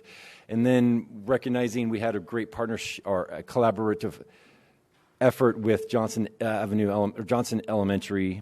We also did 120 students this fall, working with Principal Christine Sfar at that location. And you'll see, Christine, this is her Twitter. She was blasting us on Twitter all summer on the left-hand side about just thanking the City of El Cajon for all their efforts. You see Councilmember Steve Goebel here being recognized. That was a funny photo. You're a good sport, council member. But this was a County of San Diego Parks and Recreation Champions Award, and he was being recognized at that location. One other thing is at our April 11 council meeting, we'll have aquatic supervisor or recreation supervisor who oversees aquatics, Dominic Mangiapane, present on April Fool's Day. He'll also be presenting that we, as a city, won a California Park and Recreation Society Award specifically for ARPA funding with dollar days and the swim classes that we were able to do. I don't want to steal his thunder, so I'll let him also incorporate that in his April 11 presentation. That concludes my presentation today. Thanks, Frank. Are there any we have no cards on this? No cards. Just blanked on the word. Council, any questions or comments? All right, okay. I think we tried some outreach to seniors, but it didn't seem to click. Why didn't that click? We were able to do the adult classes, but there were some difficulties with seniors in terms of their own, and this is just my perspective of the communication I had, so I mean, everybody's going to have a different perspective of their own safety and willingness to get out. Yeah. And that was kind of held true when we were trying to specifically target, like giving them tours in other locations, because the COVID regulations would go up and go down, and people were getting nervous with that. Gathering on a bus, going on a tour somewhere during COVID. Okay, I get it.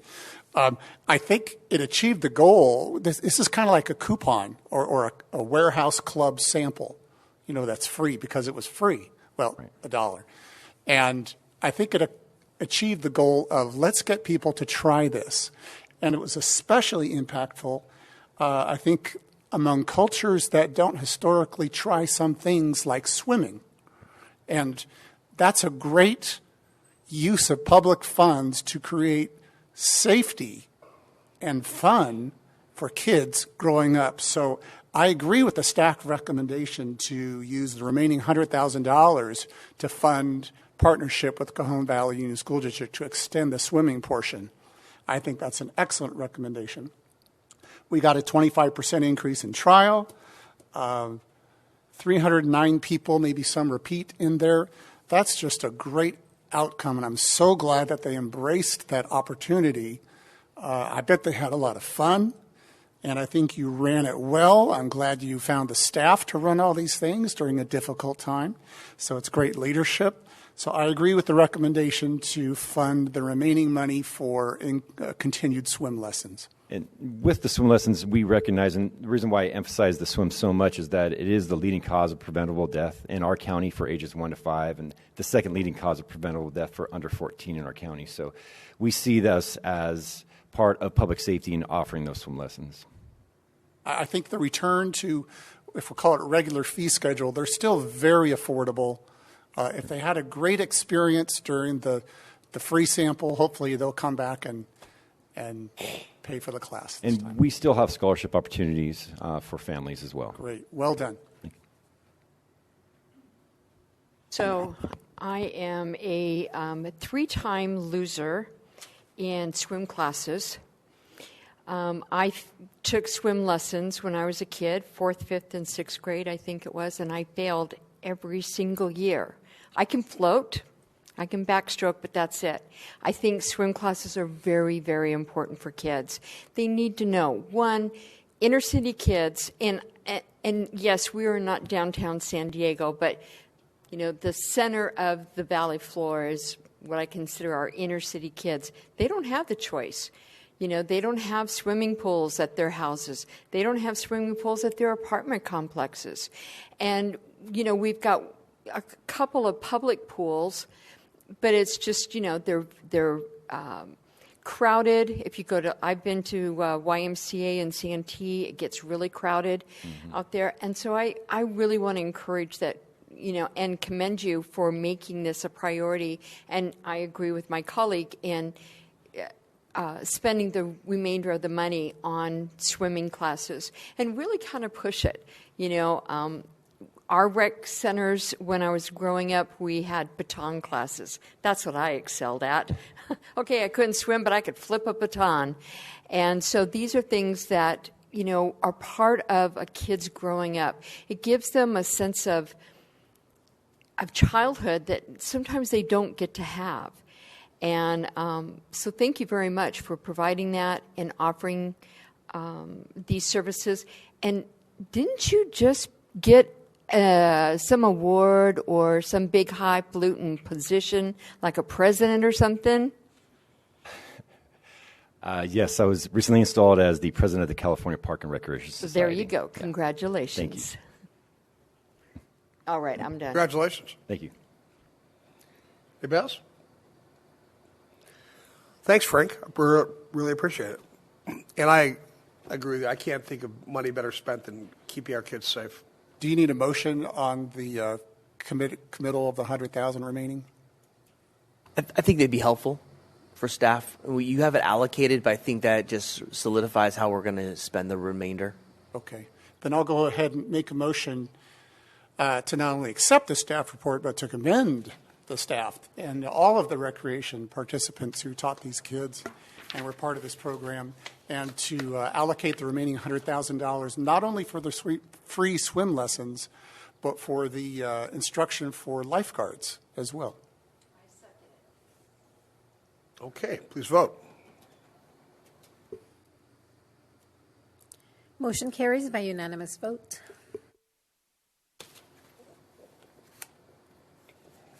Okay. Item 11 is the fiscal year 2021 through 2022 mid-year report and 5-year Sir, business plan update. We have item 10 to consider, please. Oh, you want to do item 10? You sure? I think Noah's ready. That's good. Thanks for keeping me honest. Okay. Oh, yeah. Item 10 is a 2021 general plan annual progress report. And staff, would you please tell us about this? Great. Good afternoon, Honorable Mayor and Council. My name is Noah Alvey, and I am the Deputy Director for Community Development. So again, this item is an annual progress report on implementation of the general plan. So this report is required by the California Government Code and must be submitted to the Governor's Office of Planning and Research, which is OPR, as well as State Department of Housing and Community Development, which is HCD, and then also the San Diego Association of Governments, or SANDAG. So rather than reviewing all of the general plan policies and objectives, this year we've really focused on relevant ongoing and completed activities from 2021 in accordance with the goals set by City Council. So starting with the land use element, during 2021, the Council approved temporary zoning relief related to the pandemic, as well as new zoning incentives to support small businesses. New commercial projects were also constructed, such as the Mission Federal Credit Union branch on Fletcher Parkway, a new Starbucks on North 2nd Street, and the Mazda dealership on North Johnson Avenue, which is shown on this slide. New industrial development included the Dent Industrial Project on North Marshall Avenue, which is currently under construction. And the City Council also approved the Gateway Townhome Project at 300 Elkhorn Boulevard, which is currently nearing construction. That will be the first large development as a result of the Transit District specific plan. So we're very excited about that. One of the primary components of the General Plan Annual Progress Report is really the report on housing production. So as a refresher, from 2021, the City Council did approve an update to the housing element, although a certification of the housing element still remains pending by HCD. The city also continued to implement housing programs related to fair housing, as well as homeless prevention and rental and utility assistance. For construction, the city added a total of 155 new housing units, of which 117 of those were affordable to low-income households, 12 to moderate-income households, and 26 to above-moderate households. The large number of low-income units is directly related to the conversion of the roadway into the Vista Palm Apartments at 1250 Elkhorn Boulevard, which is the photograph that you see here on this slide.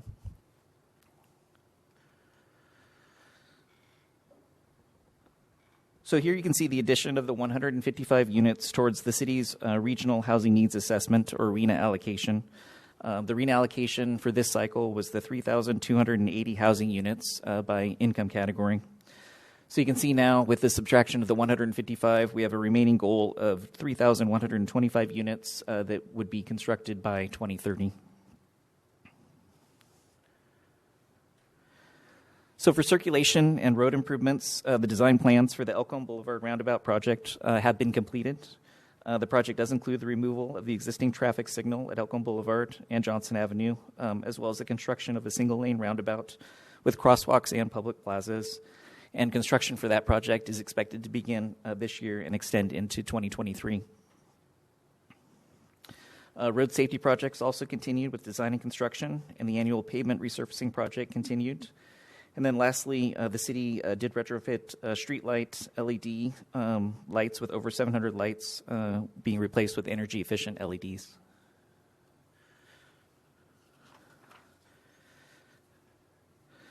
So due to the pandemic, many Parks and Recreation Department events, including programs and activities, were modified or reduced in participant numbers in 2021. Those included the 4th of July celebration as well as Haunt Fest. Staff did want to highlight that the Parks and Recreation Department did bring back the annual dance and tumbling recital, which was modified to host performers only, and all participants then received a video which they could share with their families. So for safety, the City Council updated the safety element in July of 2021, and that continues to address natural and human-caused hazards. In 2021, the Police Department and Heartland Fire also continued to work with homeowners associations as well as property owners to promote crime-free housing and fire safety. So the implementation here of the conservation and noise elements also continued through 2021 with proper review of development projects, looking at improving air quality and water quality, reducing pollutants, and implementing noise attenuating measures when necessary. In July of 2021, the city also adopted the environmental justice element as part of the general plan, which will be promoting efforts to improve the quality of the built environment through appropriate land use planning and by reducing health risks in the community. So that is staff's brief overview of the general plan implementation through 2021. Our recommendation is that the City Council accept this report and then direct staff as required to submit the report to OPR, HCD, and SANDAG. So happy to answer any questions. Thanks, Noah. Let me see if there's any questions for you. Michelle? Question for clarification purposes. Can you tell me, do you know what they're going to be charging for the low-income rentals? Do we have any control over that, or has it been discussed? What is considered low income? Sure. So when we report housing production to the state, we have to look at the area median income, which is based on family size. The San Diego County area median income is $95,100.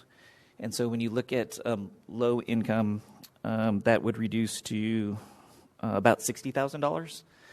And then affordability is based on typically 30% of your gross annual income. And so the affordable rents would have to be no more than 30% of that $60,000 annual income.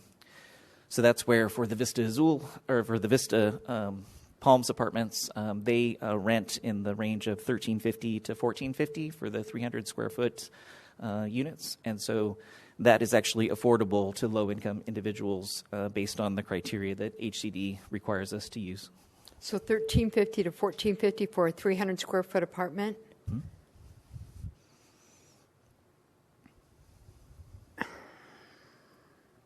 Okay. Because it seems like $60,000 a year is, I mean, I know that's not your purview, but it seems like that's still kind of high for low income, and we have a lot of people who make less than that. And 300 square feet is pretty small. All right, thank you. More questions for Noah? Noah, thank you. Nice report. Thank you. All right, do we have any speaker cards for this item? We have no cards, sir. All right, it brings back to council. Any discussion, or someone would like to make a motion? I'd move to accept the 2021 General Plan Annual Progress Report and direct staff to forward report to the Governor's Office of Planning and Research, State Department Housing and Community Development, and the San Diego Association of Governments. All right, please vote. Motion carries by unanimous vote. Item 11 is the fiscal year 2021 through 2022 mid-year report and 5-year business plan update. Staff, will you tell us about this, please? Clay?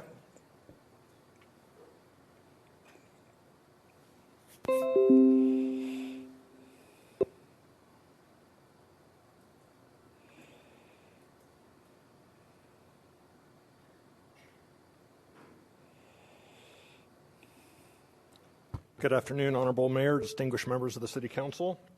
My name is Clay Shane. I'm the Director of Finance for the City of El Cajon. Before I get wound up and started today, I'd like to take a minute and acknowledge a member of the finance team that's in the audience today.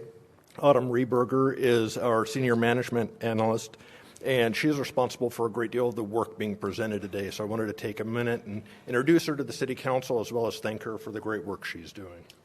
Thank you. For today's presentation, briefly going to talk about the economy, touch on where we expect to be in fiscal year 2022, as well as talk about the update to the 5-year business plan, and conduct a little bit of housekeeping to the 2022 budget. For the economy, I'll touch on the 3 primary measures of the economy: the gross domestic product, unemployment, and inflation. For calendar year 2021, GDP, national GDP was 5.7% growth. This is significantly better than that experienced in 2020, where GDP actually declined by 3.4%. Just to put it in context, the year before, the last complete pre-pandemic year, GDP was approximately 2.3%, and that's kind of the trend where it had been for several years leading up to that, in that 2.5% range.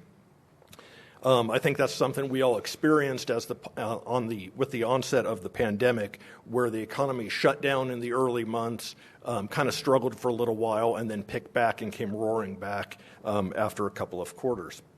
In fact, the UCLA Anderson forecast expects that growth to continue for the remainder of 2022 before it starts to move back towards those amounts that we experienced leading up to the pandemic, with 2.8% growth in 2023 and 2.3% in 2024. Unemployment also continues to improve dramatically. In January of 2022, national unemployment was at 4%. 12 months ago, it was 6.4%. For that same period, California's unemployment rate was 5.8%, and the San Diego-Carlsbad region 4.7%. Inflation continues to be the most concerning measure of the economy. It's been pretty hard to escape this these days. Over the last 12 months, CPI has increased an astounding 7.9%. This is higher than it's been in decades. This has been caused primarily by supply chain problems. You see a lot of empty shelves in stores and a lot of empty car lots, but it's primarily led by an expansion of energy costs. CPI growth, specifically on energy, is something in the 20% range. Moving forward to our mid-year report, we anticipate general fund revenues to end the year at approximately $86.8 million. This is $3.2 million over budget and led primarily by very strong performance in sales tax. The remaining categories are strong, falling just short of budget, but most of the growth, as you can see, is in sales tax, where it's grown approximately 10% over budget by year end. On the expenditure side, we expect to finish the year at $81.1 million. This is approximately $2.6 million under budget. We do see savings in the salaries and benefits category of approximately $1 million, despite our best efforts to fill vacancies as quickly as we can. We still are experiencing vacancies, and that's what's driving savings there for the most part. We also see significant savings in materials, supplies, and services. Everything else is more or less on track. These two activities together represent an increase in fund balance, anticipated ending fund balance increasing by approximately $5.7 million. We expect to end the year with total reserves of approximately $58.7 million. One thing that is very difficult for me to get into any forward-looking work without touching on is our continued work that needs to be done with our CalPERS obligations, our pension obligations. We've done some fantastic things with issuing POBs, setting up PARS accounts, but this is a topic that continues to cast a shadow over city finances, and we don't want to take our eye off the ball. In 2023, we're anticipating total CalPERS contributions, this is both normal cost and the UAL amortization, of approximately $14.2 million, along with the POB debt service payment of $9.1 million. So combined, we're still spending approximately $23 million out of the city's operating budgets on pension costs. So my standard caveat before we start talking projections is projections and what they do and don't do. This is not a forecast, and it's certainly not a crystal ball. Basically, a projection is taking our current environment and spinning it forward for a number of years. Projections are intended to be used as a planning tool and help identify structural flaws. It's not uncommon for us to have negative results projected, and then we come back with a budget a few months later, and those are fixed. And that kind of demonstrates the pattern here. The projection highlights an area that needs attention, and then during the budget process, we address it. For our work on the general fund, presented here are our projected inflows and outflows for the next 10 years. Leading us off is FY22 on the top line, and that was, as I just discussed, we anticipate ending the year with surplus of approximately $5.7 million. There's a couple of patterns I want to highlight here. I won't run through all the numbers for you. They're certainly there for you to enjoy on your own. The next 2 years, we see more projections estimate that we're going to be approximately expenditures equal to revenues, and then we start to see projected surpluses, and this is where we start seeing some of the savings as a result of issuing the POBs, an improvement in our cash flows. The first 5 years are in standard print. The last 5 years are italicized. That's just to highlight the fact that as a projection goes further and further out, the less reliable it is, and we just want to make that distinction that once we're into the italicized, we're really getting out there. However, that cliff that you see going from FY29 to FY30 really is there. That $15 million a year drop-off in performance is a result of the expiration of Prop J sales tax, the half-cent sales tax measure that was adopted in 2009. New this year are 5-year projections for the wastewater fund. It makes me very happy to finally be able to include this. This is work that I've wanted to include in this report for a number of years, and we feel like the work's wasn't quite ready for prime time. And it still has a number of things I want to draw your attention to. And I think the best way to do that is talk about what's not in this projection. This does not include any rate increases that are already approved. It has a very modest assumed growth factor on the revenue side. It also does not include any anticipated CIP activity. The CIP activity that's included here is historical averages, so any kind of ramping up or significant new projects are not reflected here. And also not reflected here are changes in our transportation and treatment costs. We have a number of very large projects underway in the county that may affect that. We're not guessing on how that affects us. So there's some very big factors not at play here, and it should be considered when evaluating this information. However, I think what this does do a very good job of is demonstrate our current inflows very much support operations, our day-to-day operations.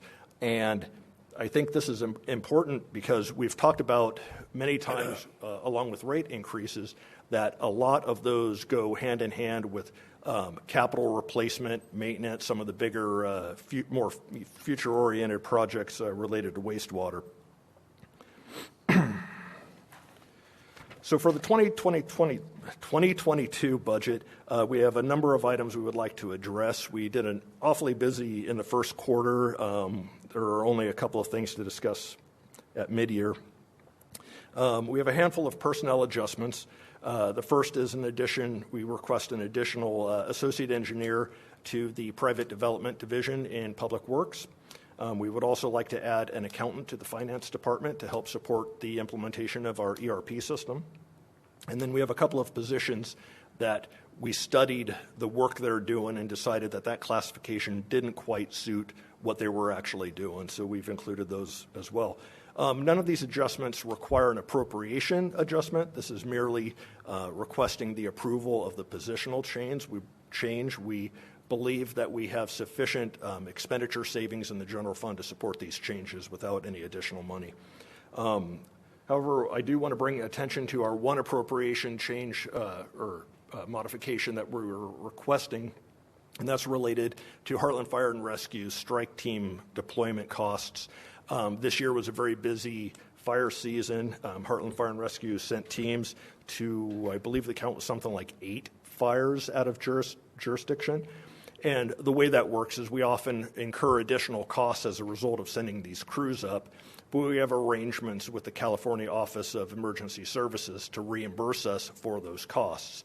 So they basically pay us for our equipment we send up as well as the staff time. So to offset some of the additional costs of sending those crews up north, we would like to appropriate the estimated reimbursement revenue to help cover that for the fire department. So with that being said, I'd like to conclude with staff's recommendations. We would recommend that the City Council receives and accepts the report, authorizes the proposed personnel changes, and increase or modifies appropriations as detailed in that report. And that concludes my presentation. I'd be happy to answer any questions.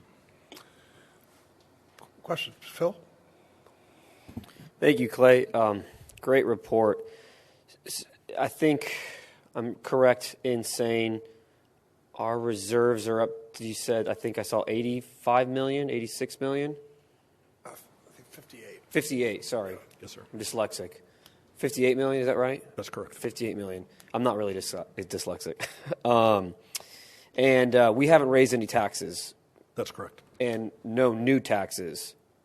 That's correct. That's correct. Okay, so from our standpoint as a city, most of the reserve is being accumulated through good government, efficient running of it, and then maybe ARPA funding to offset some of the costs, or?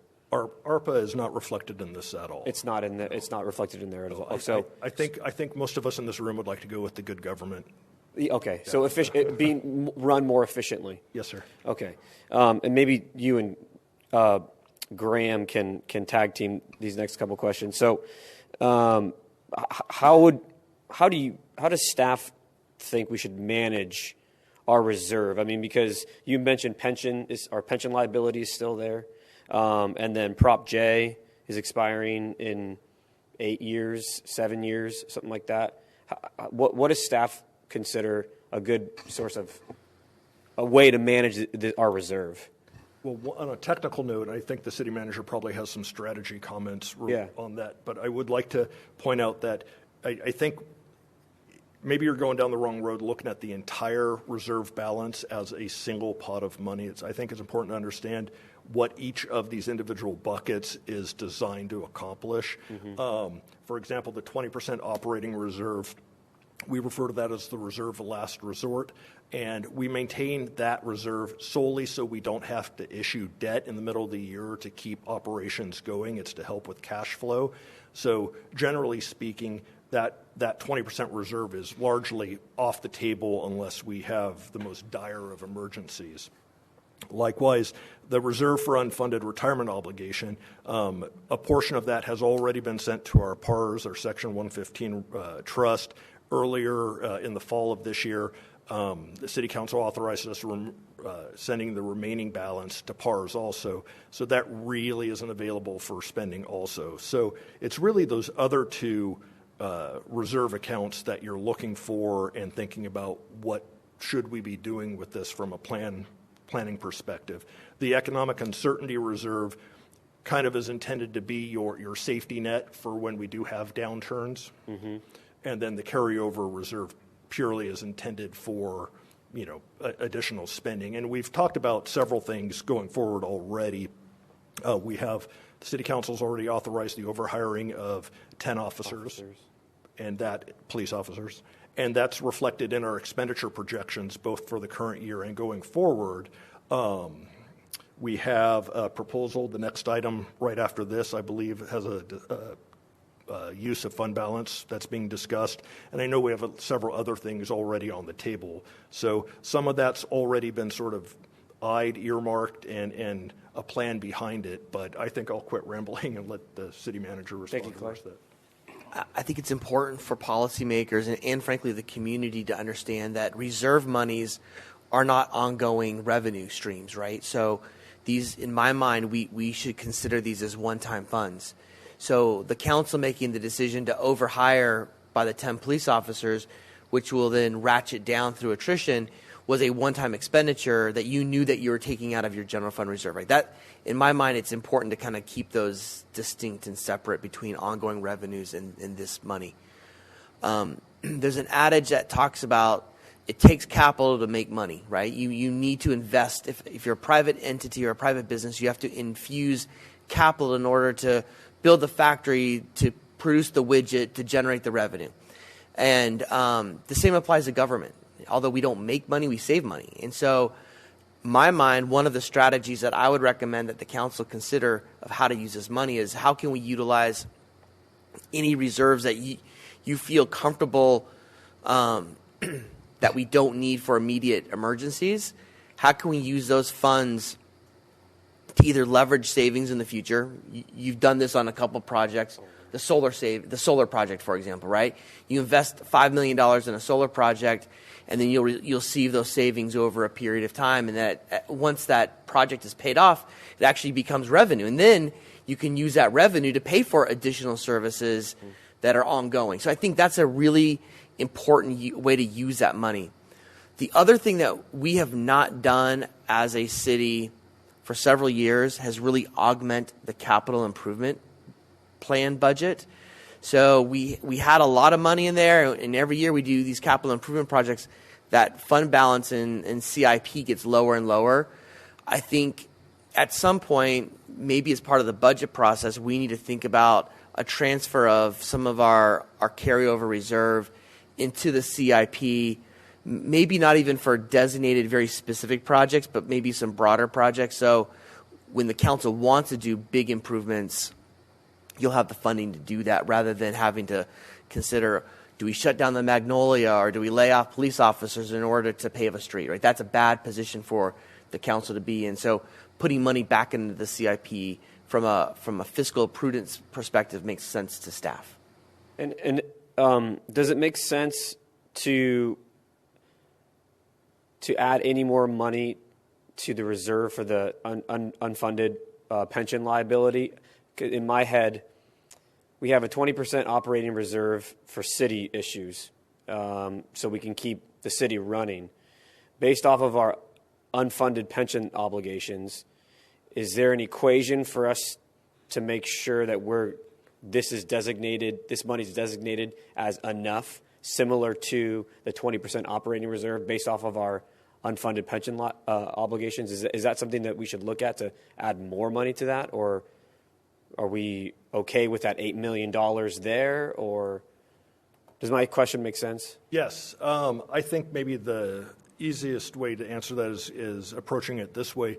The combination of UAL and the POB debt that still remains, the city still has approximately $225 million pension-related debt out there that will be a burden on the city one way or another. So I think it's a strategy decision for the policymakers to consider whether that's something you're comfortable with hanging out there in the future and whittling away with it with the amortized payments and debt service payments and things like that, or do you want to approach it a little more aggressively, make additional payments?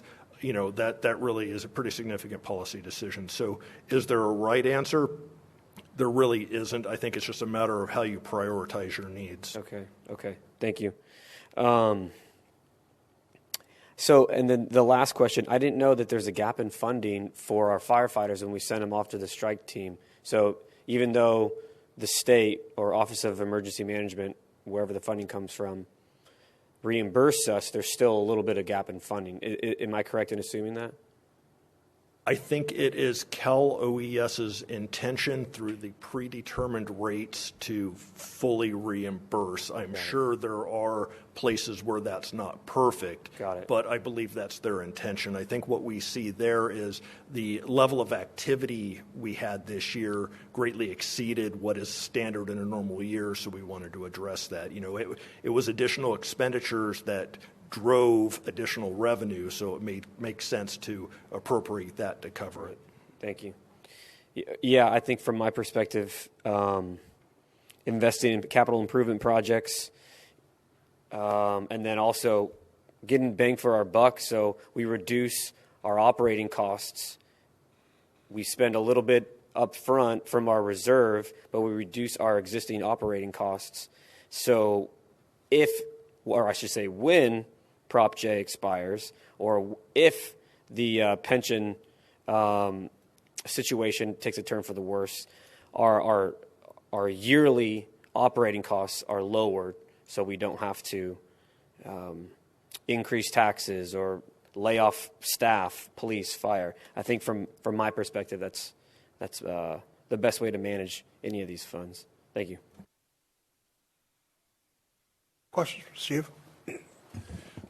Did I read right that Prop J is about $15 million a year?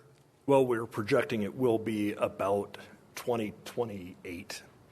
Right now, it's about $12 million, but we anticipate that it will continue to grow for the next few years. So it's $12 million today on $81 million in expenditures. So roughly 1 out of every 7.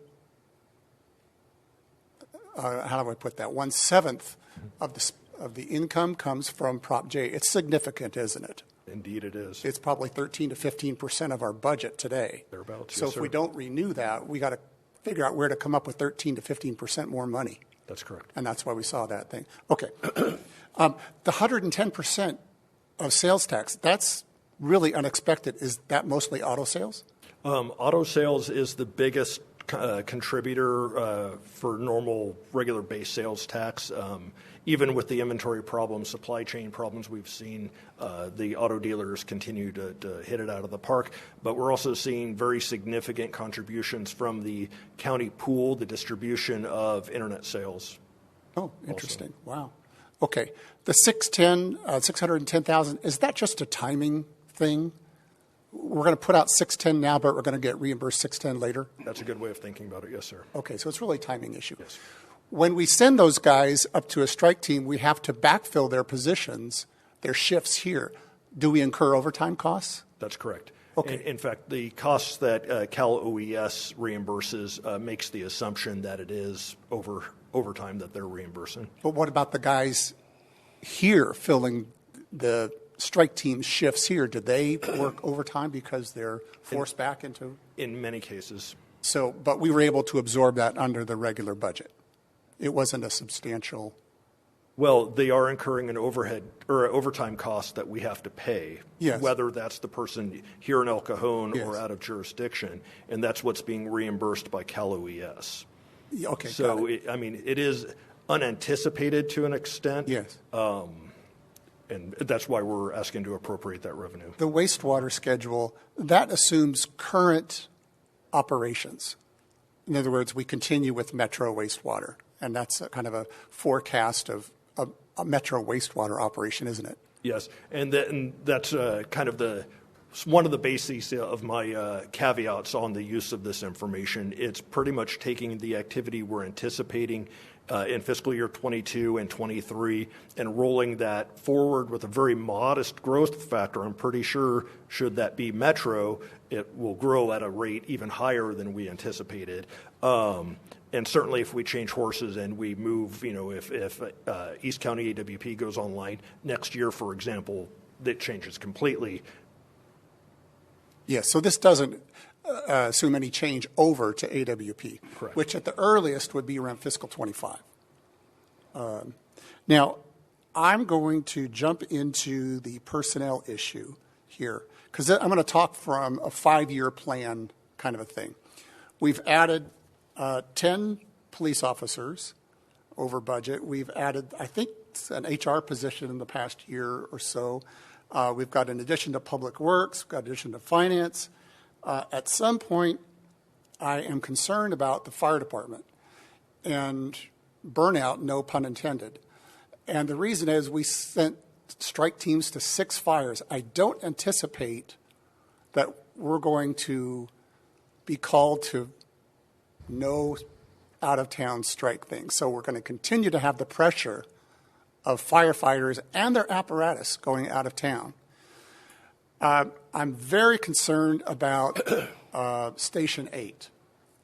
And this is more of comments to you rather than, because this is not asking you to make a policy answer. Maybe this is a city manager. I think in Station 8, I'm keenly aware of how often Lakeside fire trucks roll into town. Do we have a sense of how often, for every one call of Station 8, how many calls of mutual aid come into the town? An estimate says for every one call that we go out, we receive 3 to 4 calls in town. So we're receiving almost 3 times as many calls as that we're sending out. Okay, well, that's a concern to me because that means we're really relying on Lakeside and San Miguel to cover the needs in El Cajon. And the population's grown 7,000 with the latest census.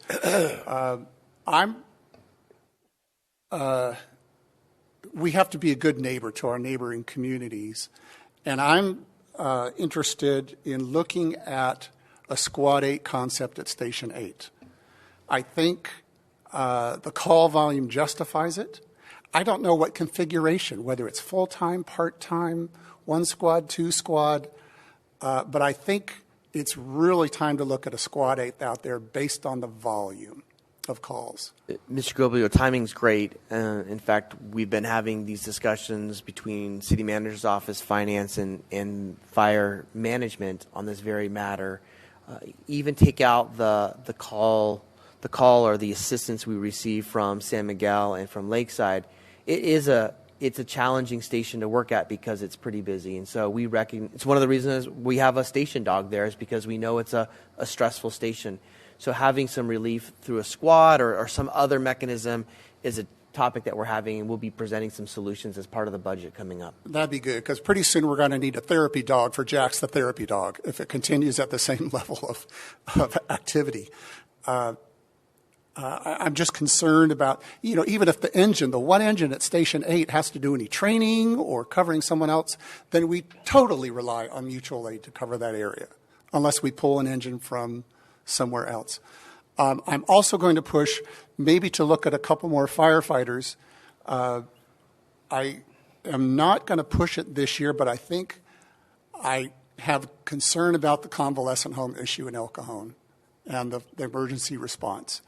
When we respond to a convalescent home, my understanding is we roll an engine and AMR, and that's 5 people to go to a convalescent home. I don't know. I would like to see the data at some point because I have a concern that these convalescent homes are abusing the 911 system. As an example, I personally was on a ride-along day where we went to a clinic in El Cajon, and there was a person in the waiting area with high blood pressure who apparently fainted before we got there. And we arrived, and the sense was, well, what did you do for this person? Well, we want that person to go to the hospital. The person did not want to go to the hospital. And this is a clinic, not a convalescent home. I'm going to get back to convalescent homes. And they were trying to pass off, well, we don't want to have to deal with that person because they're in our waiting room and it's busy. And so 911 was called, and the place forced the patient, in so many words, to be transported to the hospital against their will because they wanted them out of there. That's an abuse of the system. Taxpayers paid for that, even though that clinic has an RN to treat high blood pressure. On the convalescent homes, in a similar way, I'm aware of an incident, and this is where it comes to anecdotal versus data, that a doctor said, well, this person has a condition that we've called BLS for, basic life-saving service, which is Balboa ambulance or some of the other thing, and it was a 2-hour wait. No, go ahead and call 911. And the issue there is, well, now we roll an engine and we roll AMR, which is advanced life-saving ALS. 5 people show up to that because they don't want to wait 2 hours for somebody that does not have a life-threatening thing. That costs our taxpayers money because we're not always reimbursed for the full amount of the cost, depending on the person's insurance. That's a concern that we're wearing out our apparatus, we're wearing out our people, and then I'm told that when that person comes back to the convalescent home, that the convalescent home gets a reassessment fee from the state income to say, well, let's see where you're at now. It's almost a business model, like this is nuts situation. And that's costing taxpayers money. So I'm coming back to let's think about the work environment that we're putting our firefighters under, and if we need to include new positions in the 5-year plan. Any other questions? Well, Steve, you're absolutely right. When I worked in hospitals, every Friday night, we would be inundated with ambulances coming in, dropping off the folks from nursing homes because they always the difficult patients that they didn't want to keep over the weekend because the nursing staff wanted to just clear out all the difficult patients.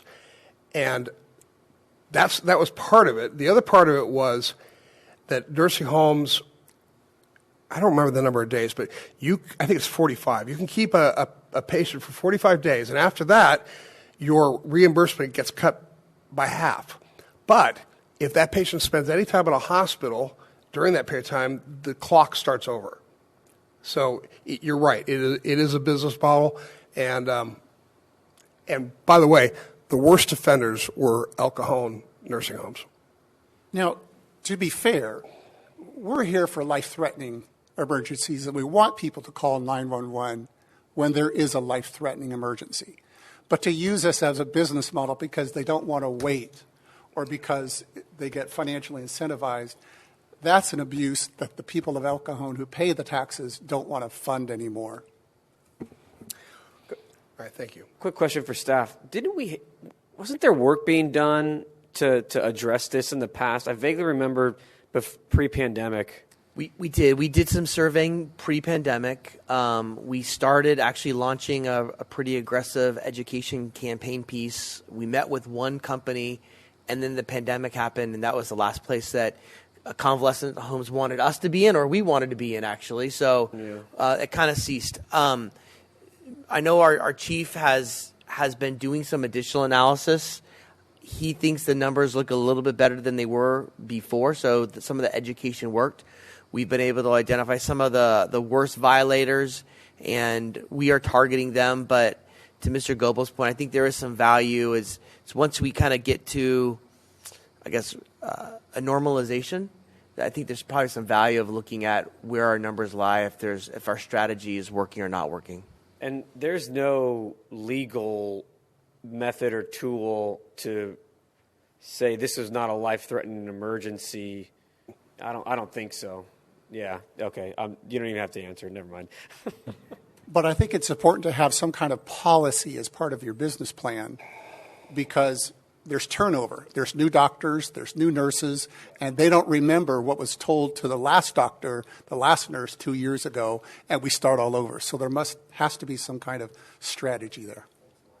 Obviously, an easy solution to what you suggested earlier is instead of sending 5 or 6 people in an engine and an ambulance out to these calls, to triage them over the phone, and especially in a situation where they're in a nursing home, because they're not out on the street by themselves. They're in there with nurses, so you don't need as many people to go out to those calls. So sending a squad out and an ambulance would make a lot more sense, probably save us a significant amount of money.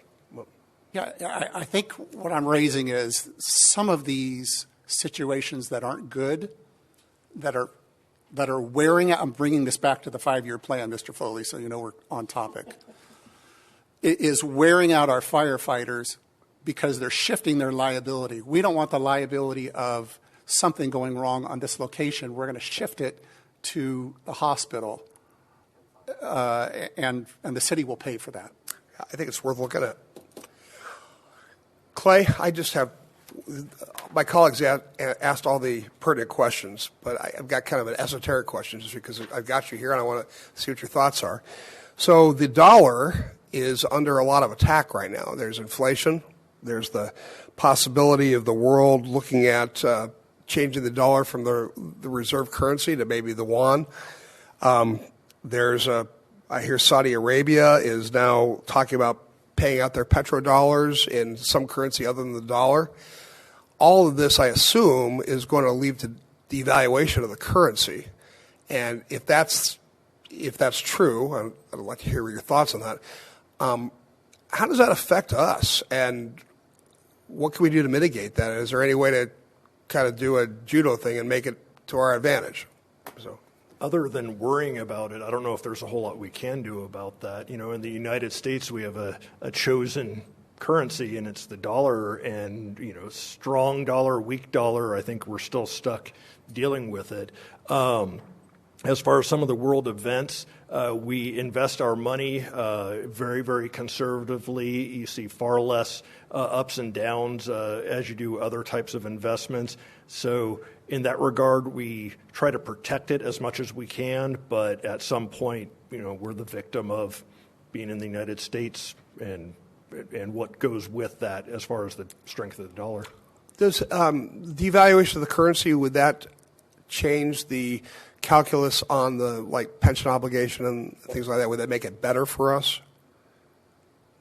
I don't see how it would, because at some point CalPERS is trying to invest money.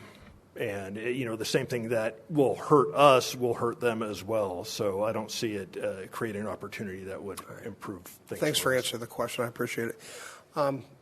Clay, thank you. I appreciate it. And by the way, very strong report. I appreciate that. All right. Angela, do we have any speaker cards on this item? We have no cards for this item, sir. All right. It's back to council, and we can have some more discussion, or somebody could proceed with a motion.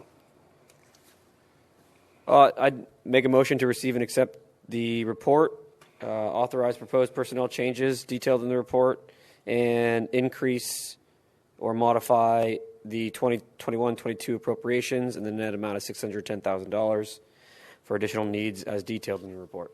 Second. All right, please vote. Motion carries by unanimous vote. All right, the last administrative report, item 12, is regarding a one-year nurse navigator pilot program. And I'll ask our city manager to please tell us about this. Thank you, Mr. Mayor, members of the council. You know, as our city clerk and I order the agenda, sometimes we get it right. And I think tonight we got it right because I think the timing of this next item is perfect based on what we just talked about, related to two topics. So as the staff report indicates, Chief Sweeney has shown that almost 30% of 911 emergency calls are not emergencies. They do not require life-saving medical treatment. In a lot of cases, an urgent care visit, a care, or a visit days from that point would actually make more sense. So our fire department, Chief Sweeney in particular, has been working with a lot of partners in the region to create a pilot program that would allow us to say no, as was just talked about, to somebody calling, I need help right now. Right now, we don't have a mechanism to say, even though we have a triage system that helps us prioritize, we can't say, no, we're not coming to your home because you stubbed your toe. This would shift liability by having somebody of a medical professional allow us to do that, and would allow us to get them different type of a treatment that's more appropriate to their needs. So whether, let's say they stub their toe, in that case we can set up an urgent care appointment, we can schedule a Lyft ride or an Uber ride, and get them to the pharmacy on the way back for some Advil. So these are that whole process, by the way, would be a fraction of the cost of setting out 5 fire paramedics and with an engine and an ambulance, right? So this is the idea. The problem is that it's unproven. Although there are some examples around the United States, we haven't done it in this region. This is one of those, it takes some money to make some money or save some money. We think that there's some value in the council allocating $300,000 for a one-year pilot program. With that commitment, it allows the chief to go out and talk to our partners seriously rather than theoretically and say, we have the funding to do this, let's do it. We would then bring that program back to the city council for adoption and the actual allocation of those funds or the expenditure of those funds. But right now we're just looking for council approval to set aside $300,000 out of your reserves to explore this program a little bit more fully. All right. Thanks, Graham. Any speaker cards on this item? No cards, sir. All right, council for discussion. Questions? How about liability? If that person stubs his toe and has a stroke 3 hours later, what's our liability? Well, that's the reason why the person, it's a nurse navigator. So it's a nurse. So they're going to be licensed practicing nurse or other that can then communicate directly with the paramedics or directly with the dispatch to make sure that the right amount of medical service is done. But those are the things that will have to get flushed out as part of the pilot program discovery. But that's the goal, though. Right now, you wouldn't want a dispatcher saying, I don't know if I feel that you need our help today. So they're not trained to do that, but a nurse could do that. They do it in the hospitals now. Yeah, we do. Yeah, I love this idea. I think the public, when you speak to a medical professional over the phone, there's an ability for that medical professional to make sure that they're rest assured you're going to be okay, or this is serious or this isn't serious, instead of just speaking to an operator or dispatcher who's not a medical professional. So I think there's some inherent benefit in having the operator run it through. Here's a registered nurse. I would also say, if we're going to do this, I want to get the best of the best with regard to a nurse or staff with experience, an ER nurse, maybe a charge nurse with a lot of experience in emergency situations. So if with regard to the funding allocation, is that enough to be able to get someone with 15, 20 years experience in emergency rooms that can be able to manage an over-the-phone conversation instead of in person. Does that make sense? I think this puts us at the table so we can have a legitimate conversations with our partners to say, what do we need to do? And if it needs to grow or shrink, that's the other thing. The reality is the city of El Cajon will generate savings, we think, from this. The hospitals will get more savings. We think the benefit actually isn't the city as much as the other parts of the medical profession. So we're hoping that this pilot program will show that this makes sense, and then now we'll have other partners participating. Right. I actually spoke to a fire chief of a neighboring jurisdiction, and they know about this. They're looking forward to it because they see that this is the wave. They see our call volume at 911 dispatch dropping significantly because 30% of calls are non-emergency calls. And I think this is, and Chief Swaney he is a leading follower of this trend, but of this paramedicine or of this telemedicine. And this is, I think, just the baby step of where we're going to go long term, not only in the city, but just from a hospital district perspective. Well, speaking from experience, my wife and I call a 24-hour nurse line, and we give the nurse the symptoms of my child, and they say, no, you're okay. And then we don't take him to urgent care at the hospital. So, like I said, there's some added value just in having someone who's a medical professional on the other side of the line talking to them. I love this idea. I think pilot programs are fantastic.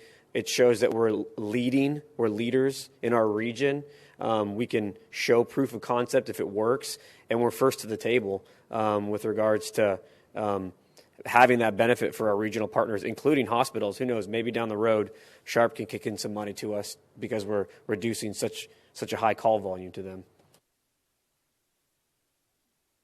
So I just want to give my approval of this whole pilot program. As a former EMT, I spent many Friday nights going to calls on a regular basis for asthma attacks. It didn't need a 911 call. We were taken out of service to take someone to the hospital because they didn't have a ride, but they just kind of expounded on their symptoms a little bit.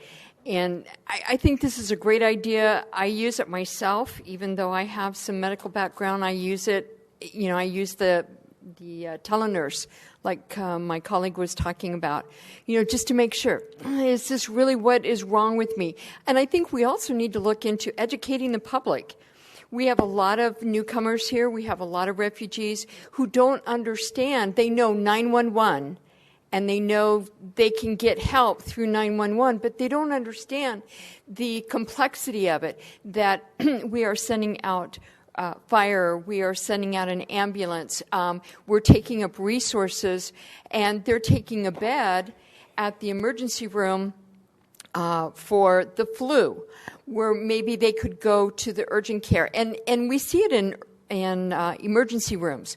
When I worked at Grossmont Hospital in the emergency room, the same thing, where we would have people come in for a cut finger that didn't even need stitches, that could have been seen at the urgent care, a stubbed toe or whatever. Things that could be seen at the urgent care that doesn't have to take up space in the ER. And I realize that urgent cares, many of them require insurance, and where the ER they would set you up with Medicare or Medi-Cal. But I think this is a great program to start out, and then if we combined it with educating the public, I think it's going to be a win-win for everybody, the departments, the public, and the city. I'll add one more win to that. I think it's a win-win-win. It's a win for the ERs because they have potentially 4,000 calls not go to the ER. I think we do around 13,000 calls annually in the fire system. Is that close? Higher than that. 14, 15, 16, 16,000-ish? Okay, so 30% of that is 4,800 calls. That's a win for the ERs. I think it's also a win for the patients because you know what? If you throw out your back and somebody says, you know what, you're going to wait 5 hours at the ER because by the time you sit there for 5 hours, your back's going to feel better. Your muscle's going to, it's going to feel better. It's just the reality. And so that's a win for the patients. And it's a win, as we just talked about, of the wear and tear on our firefighters and our apparatus. This is a win-win-win. Couple questions, though. Do you have the ability to kind of quantify the savings? And here's why. Because if we fund it for year one and it's successful, who's going to pay for it for year 2, 3, 4? I'm hoping the hospital district is a participant because they have 4,000 fewer people in their ER. That's a big thing. But I'm also wondering if the savings help pay for it going forward. Any thoughts? Yes, that's a great question. So when you look at the call volume, you look at the amount of calls that you're not going to run because they get referred to the nurse navigator, which, by the way, is a group of nurse professionals that have the extensive experience, and they run out of a call center in Texas. And so you're speaking to, MICNs, which are the mobile intensive care nurses and charge nurses, and it's a very proven program for triage. So that takes about 17 calls a day out of the queue. That means that's 16 or 17 calls a day that we don't respond on at all, and that it gets referred to the nurse navigator. So the intent of this is to prove the worth of it, number one, and show that it works, which, again, as Mr. Mitchell stated, there are programs throughout the United States that do this current model, and it's very successful. AMR is the one that would benefit the most by this, strictly because now they're not having to staff to run another 16, 17 calls. So the intent would be for them to carry on with the funding once we prove it to the county, and also look at the partners of the health cares like Sharp Grossmont, Kaiser, the other places that are getting their patients where they need to be at the same time. With the point about the education, there's a huge education piece with this as far as getting people enrolled in health care insurance. And really what it does is it serves our citizens a lot better than anything because it gets them the right level of care, gets them continuity of care. And so there is a huge savings. So there's a huge opportunity here to partner with people that will continue this program and pay for this program because they'll benefit by it. And if it indeed costs $300,000 a year, we hope the savings from partners will help fund that because we're using reserves, not ongoing. We're not funding this from an ongoing basis from reserves. That's why it's important. Chief, while you're here, one of the concerns I think I would have is if we don't move forward at any time, I'm worried that the call volume bounces back up because now we're no longer having nurse triage. That would just be a concern if we don't move forward. We just talked about convalescent homes, skilled nursing facilities, SNFs, SNFs. Would this nurse handle calls from the 19 convalescent homes in El Cajon?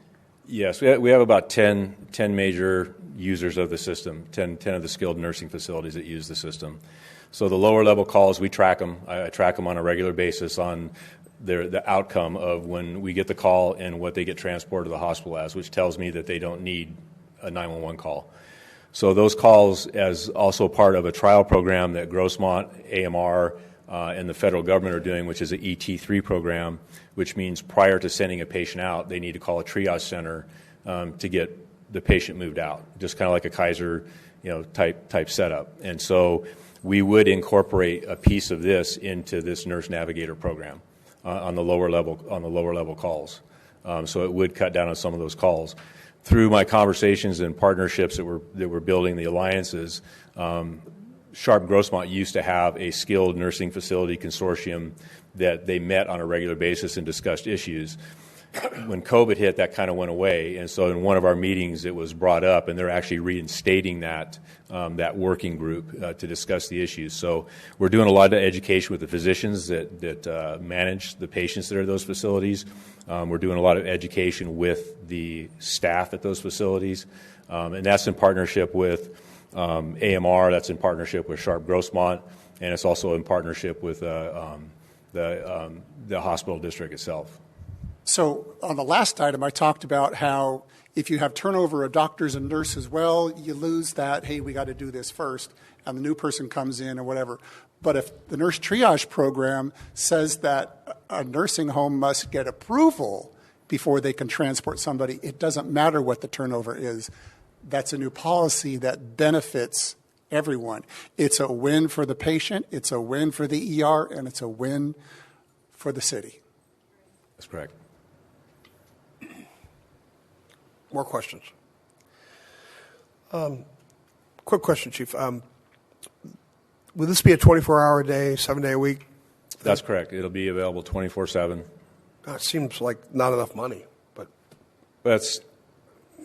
the rate is about $51 a call is what it amounts to. And so when we talk about the potential for 6,000 calls, and if it's a trial program and we have a cap on the money, that's when it stops. But after looking at the calls, doing all the data, looking at how many transports that we have that are non-life threatening, and the calls that come in that are triaged to a low determinant, I believe that's the appropriate amount. Thanks, Chief. Appreciate it. I think to the Chief's point, he just said, well, that's when the money runs out, we stop there. Whoa, whoa, whoa. What if we get 40% of the calls that they're triaging? We want to keep going during the pilot and appropriate more money. I think like dollar days, right? I don't think we're going to just run it out and you guys will be surprised when it's gone, right? I think we'll keep you apprised of where we're at, how successful it's been, if it's going to last longer than a year or potentially we need more money to make it go further. Or at that point, if it's proving itself, I think at that point we would be pushing pressure on AMR and the hospital district for some funding. Yeah, absolutely. Yeah. And there is potential for other participants to throw some money in on top of this to extend the program. So I'll make a prediction. You're going to save so much more money than you spend that we're going to have this forever. So that's the intent. Thanks, Chief. Okay. Back to council. Did we ask about cards? We have no speakers, sir. Okay, good. So back with you guys. And somebody would like to make a motion, or somebody would like to discuss it more? Seems like everybody's on the same page. I'll make a motion that we allocate $300,000 of the general fund reserves for a nurse navigator pilot program. All right. Please vote. Motion carries by unanimous vote. All right. There are no commission reports on today's agenda, and item 14 is my activities report, as is written. Councilmember Goel. As reported, we had an advanced water purification JPA meeting today. We were trying to shoot for a go, no go next month on the entire project, and we're still having a little hiccup at the city of San Diego with one particular contract on what's called the brine line or the residuals. And so we're trying to work that out. We have explained the urgency. We're working with the city of San Diego, new people who have raised objections, but we think we're on the right path still to have that project be approved this year. All right. That's excellent. Kerry? As reported. Phil? As reported, and I'd be remiss if I didn't mention the soccer game that I played in with our city manager, Graham Mitchell, against El Cajon Valley High School men's varsity soccer team. It was a way for us to reach out to the community and establish better relationships. I know the police department already does a fantastic job at this, but the El Cajon POA has a soccer team, and then I think there was some city staff that came along and played with us, and maybe one or two firefighters. But short recap of the game, we were tied at half 1-1, and we thought we had a chance, and then age and fatigue hit us like a freight train. And we ended up losing 4-1. I lost count. Well, the scoreboard said 5-1. There's some that believe it was 6-1. But I would like to point out that we held them scoreless until my hamstring got pulled, and then I had to go out. You were the deciding factor, huh? He was the game changer, is what we. Or I was the old person that gave out. No, but it was a fantastic event. Their star player Yosef was outstanding. We actually played on the same club team. I played a long time ago, but he's got a promising future ahead of him. I wouldn't be surprised if he goes to a D1 school. So we got an all-star right in our backyard. If you guys ever make it out to a varsity men's soccer team, check them out. But they played with class, they played with sportsmanship, and I want to thank the El Cajon POA for letting me play on their team, and maybe we'll do it once a year now. Phil, you kind of have a big soccer history. Yeah. I know you don't want to brag about yourself, but can you tell us a little bit about your history? Well, I played soccer back in the day. For Santana, 4 years on varsity, and I played for surf soccer and was on ODP, Olympic Development Program, for a little bit. So, but my legs aren't what they used to be, so they gave out there. But it was a fantastic event. Hopefully we could do it again in the future. That's great. Thanks, Phil. Michelle? As recorded. Okay. There are no joint council member reports, no general information items on today's agenda. There are no first readings of ordinances on today's agenda. We have the reading and adoption of the ordinance for the use of electronic signatures by the City of El Cajon. I'll ask our city clerk to read the title. But first, Angela, any speaker cards for this item? No speaker cards, sir. And the title reads, an ordinance adding Chapter 2.50 to Title 2 of the El Cajon Municipal Code, authorizing the use of electronic and digital signatures. Great. Well, we'll need a motion to accept that. So moved. Please vote. There are no closed session items on today's agenda, and this brings us to the adjournment.